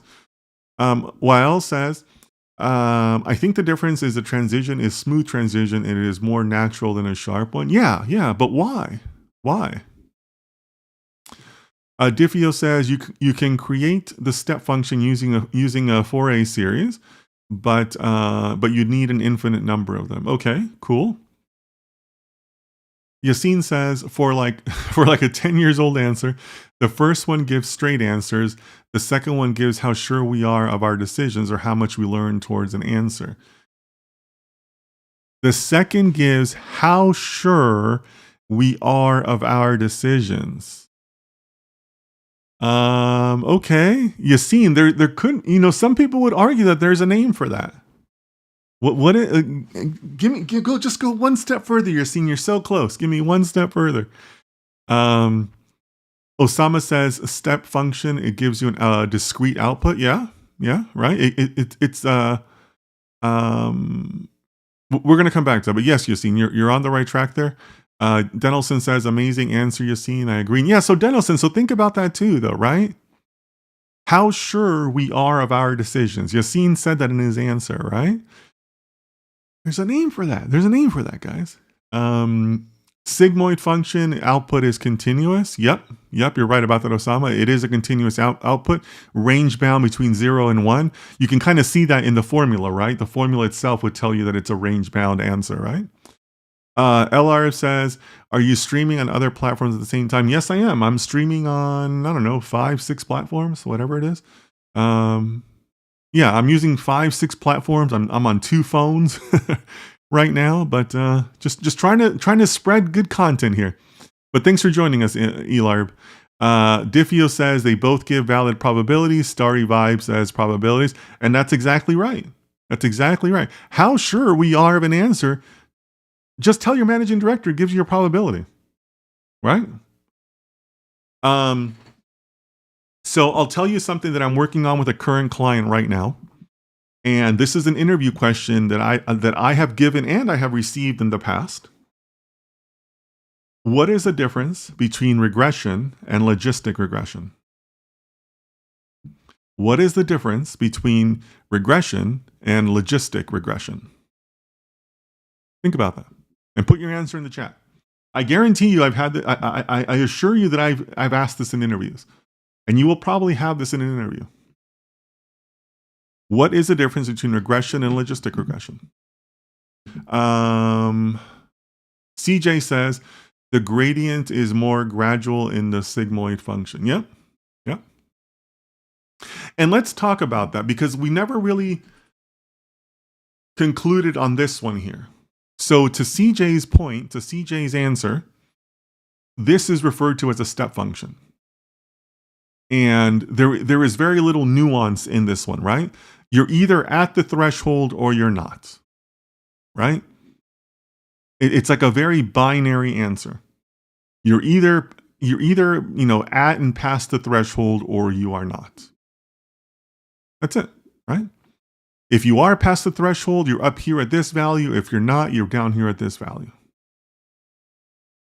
True, false, yes, no, 1, 0, right? That's all there is. Whereas the sigmoid function does allow for that nuance as you have different inputs, right? Because our x-axis is our input. So as you have a scale of inputs, not a threshold, not a set threshold, you can have a different set of values for your outputs. And then we know that we are range bound between 0 and 1 as, all probabilities basically are, right? Yeah, Lawman, I love your answer. The first one gives straightforward 1 or 0. Second one gives a probability that it is 1 or 0. Yeah. Lawman, excellent answer. That's a great answer. That's a great answer. Diffio says regression predicts continuous values. Logistic regression chooses categories. Take it one step further, though. Take it one step further. Yassine says regression's range of output is not limited. Logistic regression only outputs probability scores between 0 and 1. Okay, Yassine, you have all the answers. You have all the elements of the answer.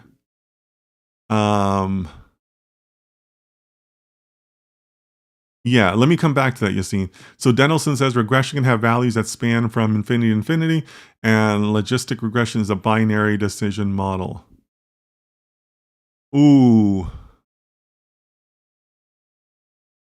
Oh, Denelson, you had me at span, you lost me at binary. So close, my friend. Logistic regression is a log of linear regression equation in a mathematical context.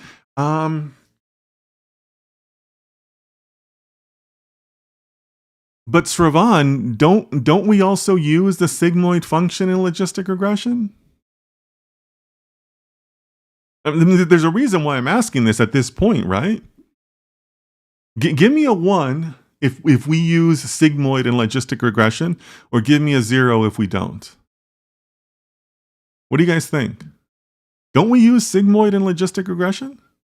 Haven't you guys seen this formula for logistic regression? Yeah, see, I'm seeing a couple ones, right?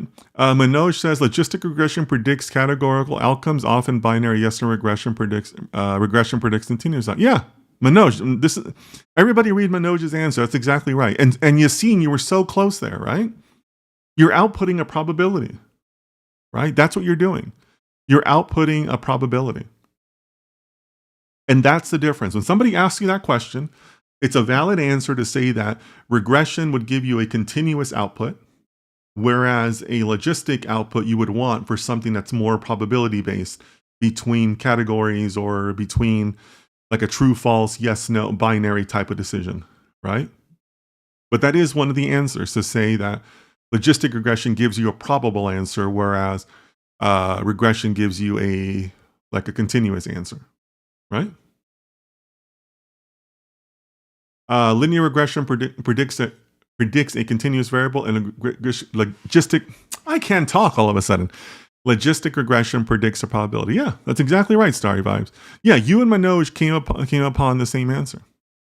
Remember, guys, there's a reason why I'm asking this, and that's because you also use this. You use the sigmoid function in logistic regression. In logistic regression, right? If that's news to you, then maybe, it'd be a good time to review some of your regression studies. But this is the same type of output that you would chart for most of your logistic regression problems out there, right? Because the world isn't binary. You're going to have times when you need a little bit of a different answer, right? A probable answer, right? Wael says sigmoid gives you a chance for a gray area not to be green-red. We need it to compare the model for human decision. Sigmoid gives you a chance for a gray area not to be green-red. We need that to compare the model for human decision. Yeah, I'm on board with that.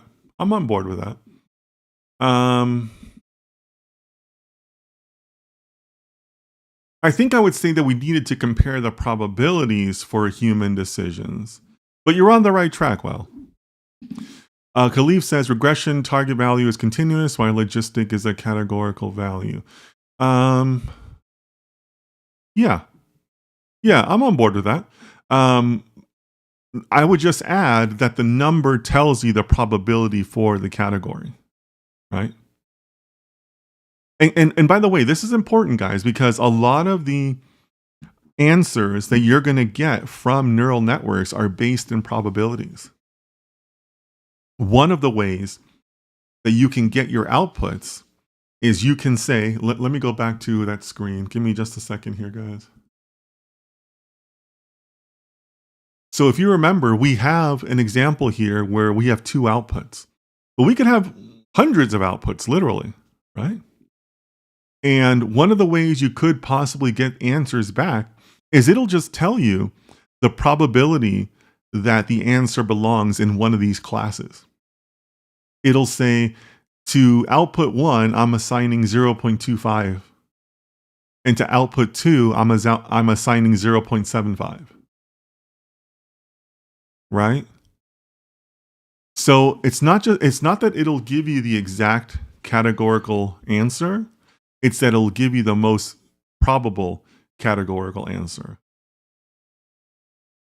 And that's another way you can also kind of measure your progress. Are you getting good answers, good probabilities, or not? Because let's take this one step further, guys. And this is an exercise I go through with some of my junior analysts, like my first year data scientists.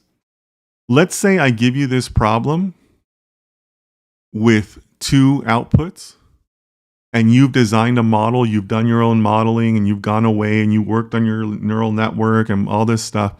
And you come back and you tell me that for some of your answers, you're getting output 1 of 0.52 and output 2 of 0.48. Is that a good neural network? No, whether you think it is or not, give me a rationale. You're one of my first year junior analysts. You've gone off. You come back to me with your results, and you tell me that in some cases, your output is going to tell you that it's this class, 0.52, and it's going to be this class, the second class, 0.48. Is that a good network? Is that a good model? What do you guys think?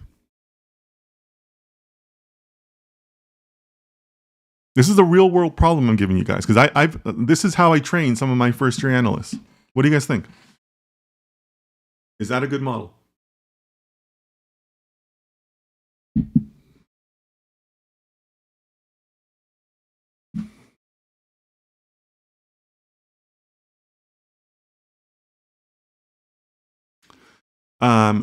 So Diffio says, well, to a previous answer, Diffio says yes, but at the end of it, it gets quantized.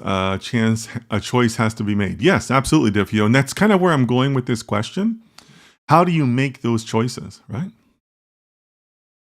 Sravan says, Dennis, in a sigmoid function, can x be a linear equation?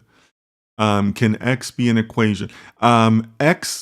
Yes, x can represent the result of an equation. Yes, Sravan, it can. And if you read the Tariq Rashid book, it's in there where he shows that.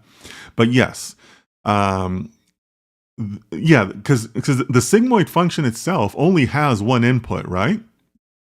It has this negative x as the only input. Because if you guys don't recognize the lowercase e, that stands for Euler's number, right? So that's a fixed number. The formula itself is fixed. So yes, your x is usually derived from another formula. So yes, Ravon, great question.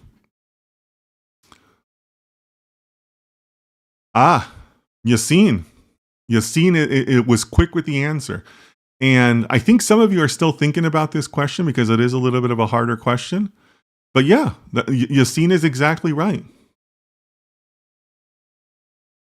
If you come back to me and you tell me that this is your problem, you have 2 outputs, you can have any number of layers or nodes, whatever, right?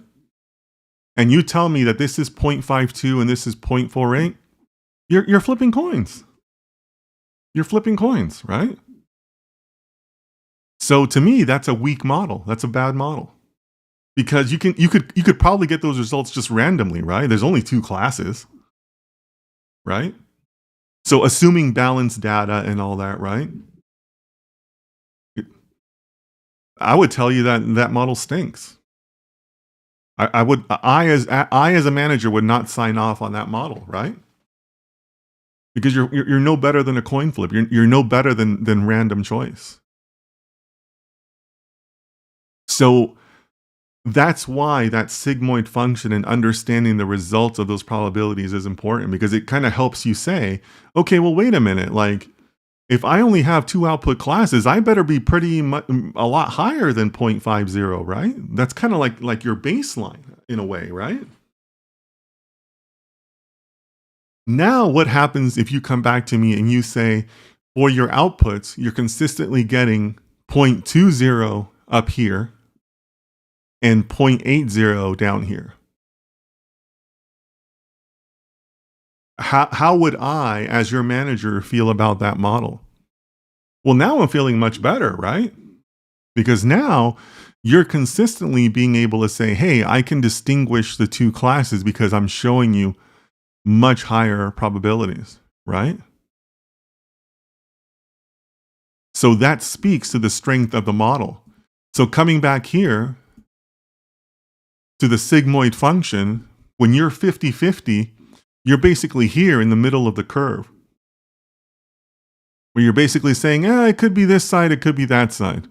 Well, but you only have two classes, right? So you're not really strong to say, yep, you're approaching, you're approaching a high value or you're approaching zero. But if you come back to me and say, well, I'm at 0.8 and 0.2, okay, well, now you're much higher on the curve, right? Now you're much higher or you're much closer to approaching a significant output, right? So this is why sigmoid functions are kind of important in neural networks and kind of important to understand, because so much of it is based in probabilities. Yes, there are neural networks that you'll need to decide to solve this.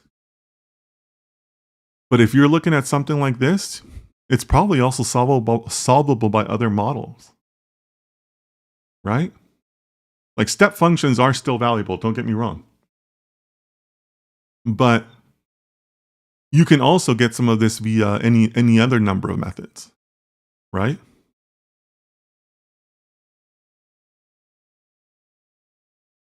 All right, so I'm glad we went through that, because I could tell by the answers that some of you are still processing through sigmoid and kind of like the significance of it all, because it can be very significant, right? All right. So here, what I want to illustrate is that you can also have multiple inputs. We've been talking about inputs from a fairly like kind of like a generic way, but you should realize that you can have multiple inputs. And remember that some of these inputs can actually, well, usually they represent another node, right? So when you see input A, B, and C, you can pretend that there's another node layer here that happens to have 3 nodes. Because remember, as we established last week, all nodes are interconnected, right? So all nodes connect to subsequent nodes in the layers, in the network. So here, you could assume that there's a layer with 3 nodes. What happens if that layer had 50 nodes? Well, that means that we would have to modify this graph to show 50 inputs. Because remember, all layers are connected to other layers. All nodes are connected to other nodes. So now you're taking in those inputs and you're saying, well, are we doing like, some x equals, which is basically like a threshold, right? Or excuse me, I should say like a step function? Or are we going to do something else more nuanced and do it via sigmoid? But again, the greater point here is that you're taking all of those inputs, tying it into one function, whatever that activation function may be, and then going on and doing something else with it. Okay? Everybody with me on that?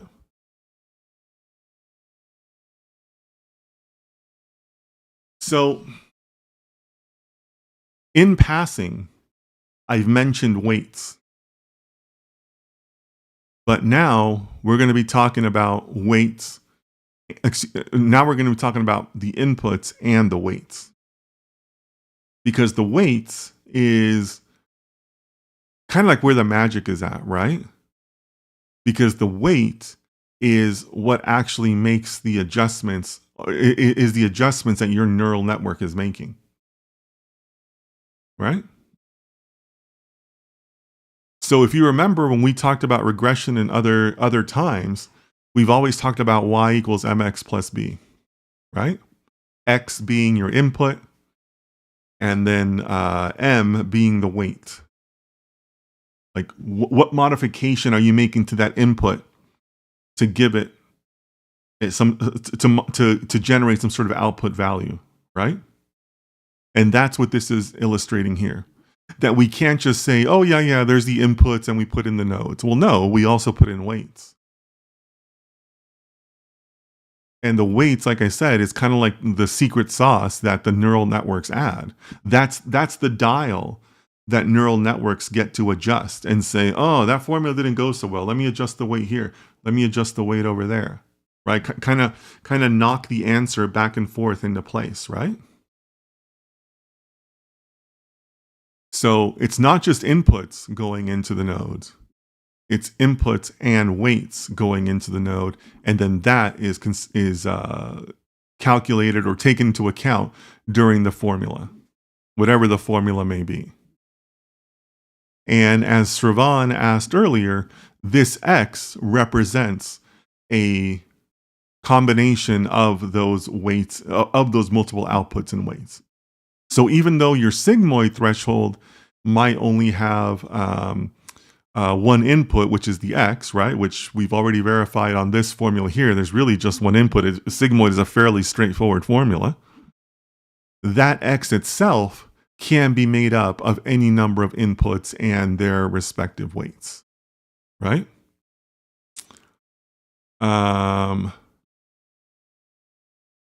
Diffio says, in this context, X is sometimes called a logit. I love that name, easier to say than logons. Okay, yeah, sure. Yeah, guys, call it whatever you want. I'm just trying to give you guys the meta view into why we need all of these things, right?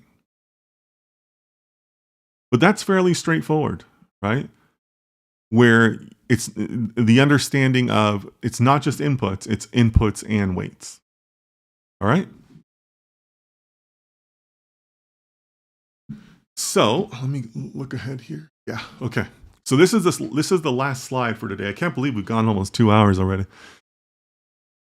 So as you can imagine, so far we've only talked about individual nodes, but I told you that there's different layers and different nodes within those layers. So this is a very quick representation of what a network starts to look like, right? Where you have all these connections between the layers and with the nodes themselves. And they all have their own weights associated with each one of those inputs. And you can see here, like if we focus here on node 3, at the bottom of layer 1, node 3 is connected to the next layer to 1, 2, 3.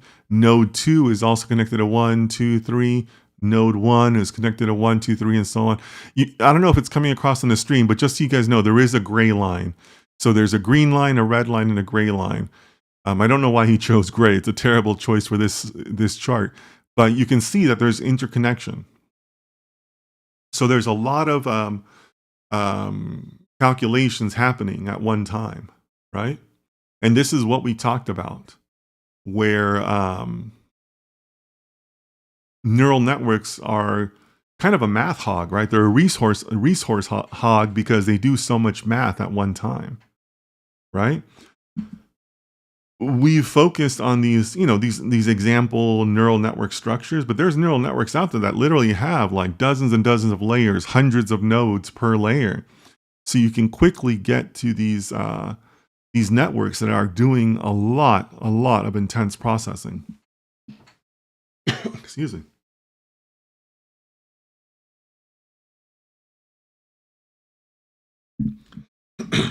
Excuse me, my throat got dry. So this is where matrix multiplication comes into the equation, right? Because I know a couple of you mentioned matrix multiplication. And it would be impossible to handle all of this without matrix multiplication. You kind of need that, right? To be able to handle all the different math that's happening, all the different sizing.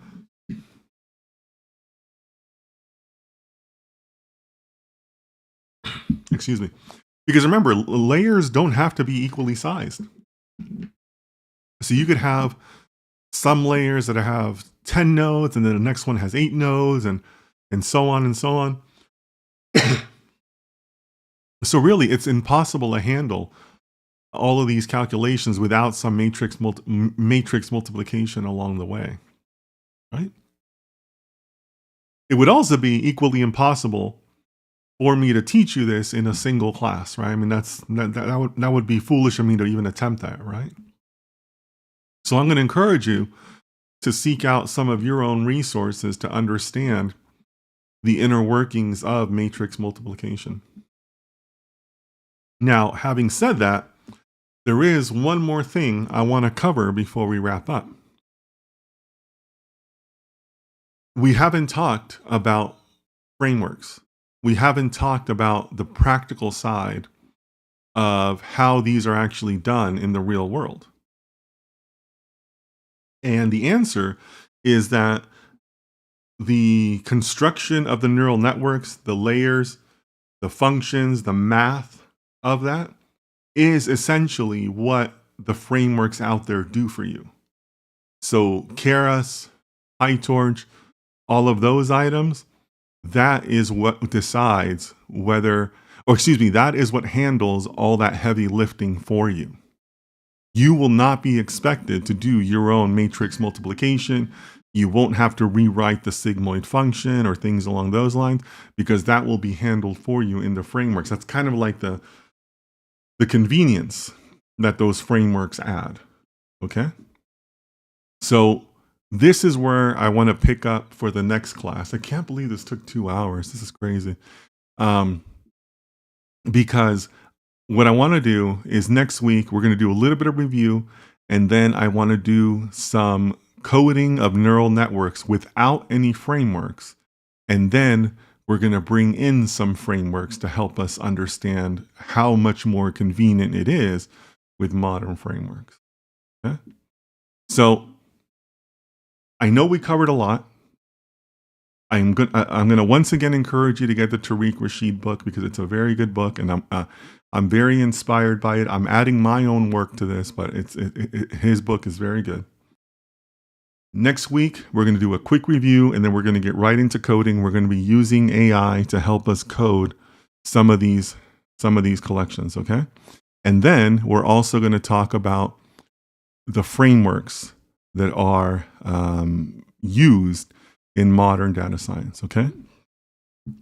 So what I'm going to need from you is you can do it today in the chat if you want, or we can do it later on, during the week. But I need you to tell me if you grew up with a father figure in the home, because if you didn't, we're going to send you to PyTorch class.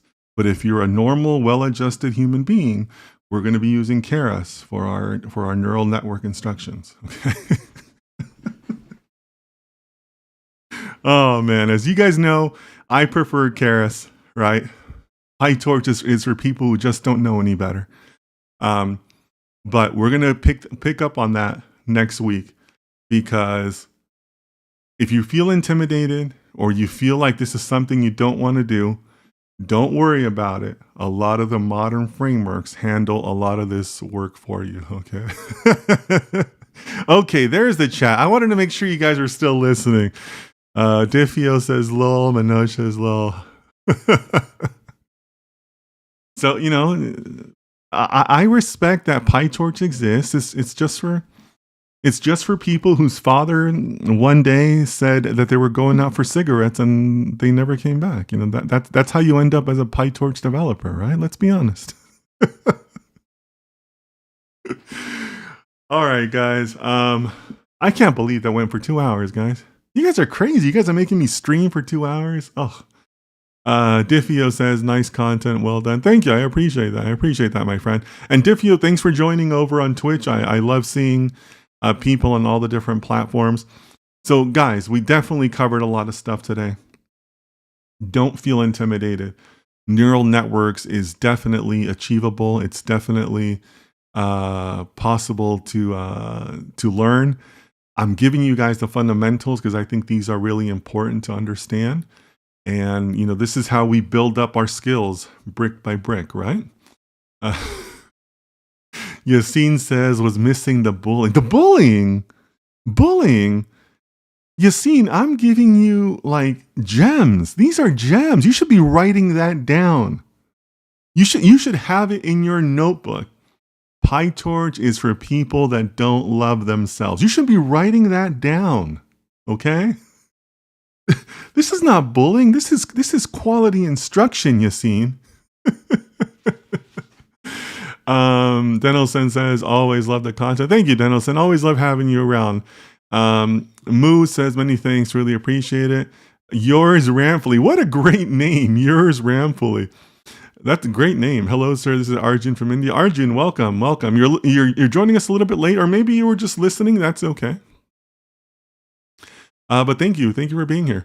I think somebody just retracted their message. CJ, was that you? Somebody just retracted their message. Diffio says, doing my master's thesis in AI right now. Always good to go back to basics. Yeah, cool. Thank you, Diffio. I appreciate you pitching in and keep on coming back. So for those of you who don't know, maybe it's your first time like Diffio. This series I stream on Sundays. Same time that you joined today. It's 1500 GMT or 8 a.m. Pacific, 11 a.m. Eastern if you're in the US, but it's 1500 GMT for those of you worldwide. And I might get back to streaming daily. I might have another idea for some daily streaming I might want to do. So who knows? Maybe we'll do some. Well, maybe at some point we'll get back to some daily streaming. Who knows? But yeah, guys, keep on coming back every Sunday. We'll just continue this series. I think we have at least 2 to 3 more weeks in this series, maybe more. And then I want to do a series on robotics. I think Starry Vibes had requested a series on robotics. So definitely willing to do that. I have an idea for that. If anyone else of you, what a terrible sentence. If any of you would want to suggest another series topic, let me know. I'm open to the suggestions. So let me know. Diffio says robotics. I'm down. Yeah. I think it'll be fun to do something on robotics. I got a small idea to do. Manoj says, thanks, love the content. Thank you, Manoj. Appreciate your support. Again, if you guys see that icon next to Manoj, that means he's a paying member of the channel. Really appreciate support. If that's something you want to consider, really appreciate that. Lawman says, thanks, Dennis. You're awesome. Thank you so much. Appreciate you saying that. Hope you're well out there I think you're in Nepal. So I hope you're doing well out there. Ty says, thank you, Dennis. No, thank you, Ty. Really appreciate your support. Yours Ramfully says, I'm planning to do a master's in AI. What's your idea about this, sir? Yeah, there's nothing wrong with that. I would never want to discourage someone from advancing their education. Just make sure that you keep a real world perspective on it. Okay? As I've shared with you guys before, I sit down to dinner with some of my friends, and all of my friends are directors and managing directors, at some large companies. And they always tell me that. They always tell me, Dennis, I'm getting these masters in data science who don't know anything. I hire them at that level, and I want to rehire them as summer analysts because they don't know anything. They don't know anything practical that he needs on day one. So make sure you keep a practical view on what you're learning, okay? Super critical. I hear that a lot as criticism. Or yours Ramfully, I think you're a little late, but somebody else expressed that in the chat, right? That they're a data scientist, but they don't feel like they know anything. I've heard that. I have clients that tell me that, right? So yeah, just keep in a real world view on all your work, okay? Otherwise, you're going to graduate and you're going to be basically worthless, right? Starry Vibes says, big thanks, sir. You're seriously awesome. Oh, thank you so much, Starry Vibes. I appreciate that. You're awesome too. Really appreciate your continued support. Keep on coming back. Ty says NLP. Yeah, a series on NLP might be interesting. Yeah, Ty, we can talk about that. That could be interesting. Diffio says, thank you. Have a great day. Yeah, thank you too, Diffio. Nice seeing you. And again, welcome for your first time. Okay, so CJ says, are you familiar with this book? And if you are, what are your thoughts? Hands-on machine learning with scikit-learn, Keras, and TensorFlow. Concepts, tools, and techniques to build intelligent systems. I can't say I am. I can't say I am. Sounds like a good set of tools. But you know what, guys? I know that not everybody has access to these books, or maybe, your budget is a little tight. Honestly, one of the ways that I learned a lot about neural networks or the frameworks is by going to the Keras documentation. And I mentioned that, CJ, because this book is obviously kind of focused on Keras and TensorFlow, which is great, right? That's the tool set that I also use. And like I said, guys, for full disclosure, I'm also one of the I'm a moderator on the Keras mailing list. So I want to disclose that so you guys don't think I'm biased, but I am biased. I like Keras. But the Keras documentation is actually pretty good. And like Keras has built-in pre-processing tools. They have built-in tools for a lot of things in neural networks. So, the book sounds great. I can't tell you to not buy it. It seems reasonable. But for those of you who don't have access to books, don't have the money for them, go look at the Keras documentation. Go look in their help section. It's actually pretty good. It helped me, so maybe it'll help you too. Yours Ramfully says, thank you so much, sir. Will improve my... Excuse me, guys. Sorry. Will improve my practical skills. You're awesome. Thank you. I appreciate that. Yours Ramfully, I think it's your first time, so please subscribe to the channel, like the live stream, all that stuff. Keep on coming back. I'm going to keep on teaching as long as you guys show up, so... Thank you, Dennis. Always appreciate your content. Ashu from India here. Welcome, Ashu. I think it's your first time here, so welcome. Glad you're joining us. Anna says, I like your jokes. You should do more of those in the session. Oh, Anna, now I am 100% sure it is your first time here, because the regulars on the stream, if you want chat, go ahead and start typing out my rants, because Anna, the regulars in the chat know that I have a long list of people that I go after on this chat, right? So I know people like Starry Vibes, Yassine, Manoj, they already know. So they can tell you in the chat all of my rants, because I have plenty of rants. So don't you worry, Anna. But I have to find a balance between that versus teaching you guys good stuff. Because like I said, ultimately, I want to put good stuff out into the universe, good data science stuff, right? I told you guys how much I truly believe that data science is like a learned profession. It's up to me, like, the older people in the profession to help other people, help the younger people, right? So this is me, reaching my hand back to help you guys. So I want to put out good information, right? Yeah, Osama also knows my long list of rants. So if you guys want, put them in the chat. I'm not embarrassed. I call people out all the time. I'll tell you what they are. Yeah, but Anna, this is definitely your first time, because I have plenty of things I go after. CJ says, thank you. The stream is awesome. CJ, I think it's your first time here. CJ, I think we might follow each other on TikTok.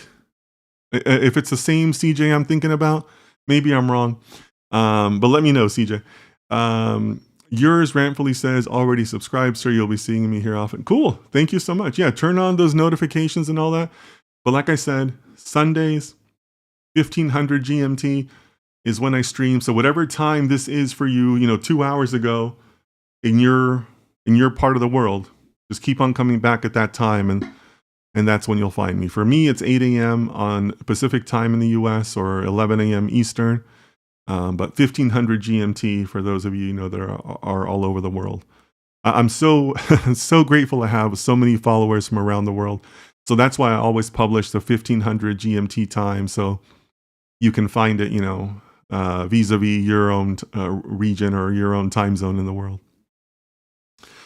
So yeah, as I always say, because of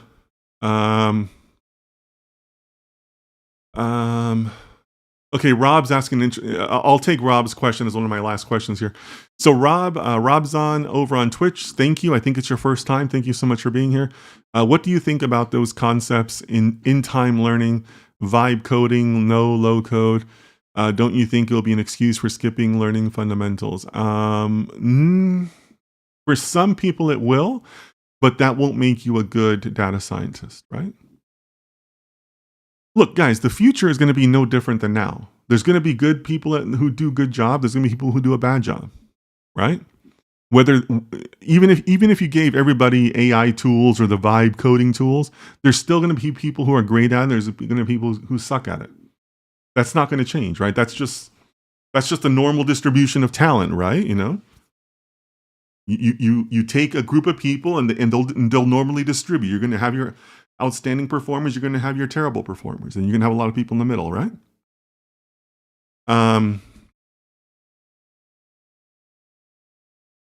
The fundamentals, it's what's going to distinguish that.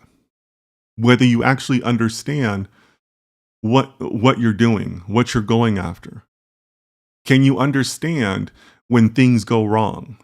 Can you understand how to fix your nodes, how to fix your network? Can you explain it properly? Can you talk like a human to the people that pay your bills? Right? This is why I go through some of these examples and some of these exercises. Because who cares if you're a math nerd? Anybody can do that. But can you walk into a room of managing directors and have them understand you? That's the skill, right? So same thing with like vibe coding. Okay, great. Yeah, you're good at prompting, but if nobody listens to your presentations because you suck at that, then who cares, right? So yes, all of us are going to be heavily aided in the future by AI. I've been saying that for like the greater part of the last year.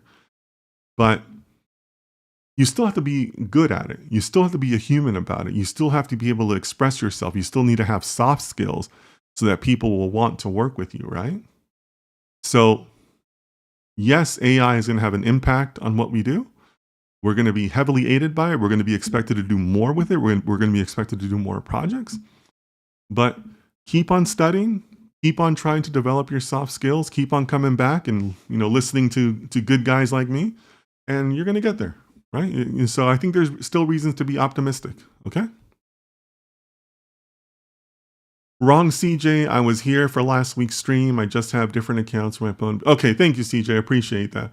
I'm pretty good at keeping my memory with my different followers, but sometimes, I make mistakes. But like I said, so fortunate to be able to have followers all over the world. But that also makes me worry about all of you because we live in such a dynamic world, such a changing world. So please take care of yourselves, take care of your families. Thank you so much, and I'll see you next time.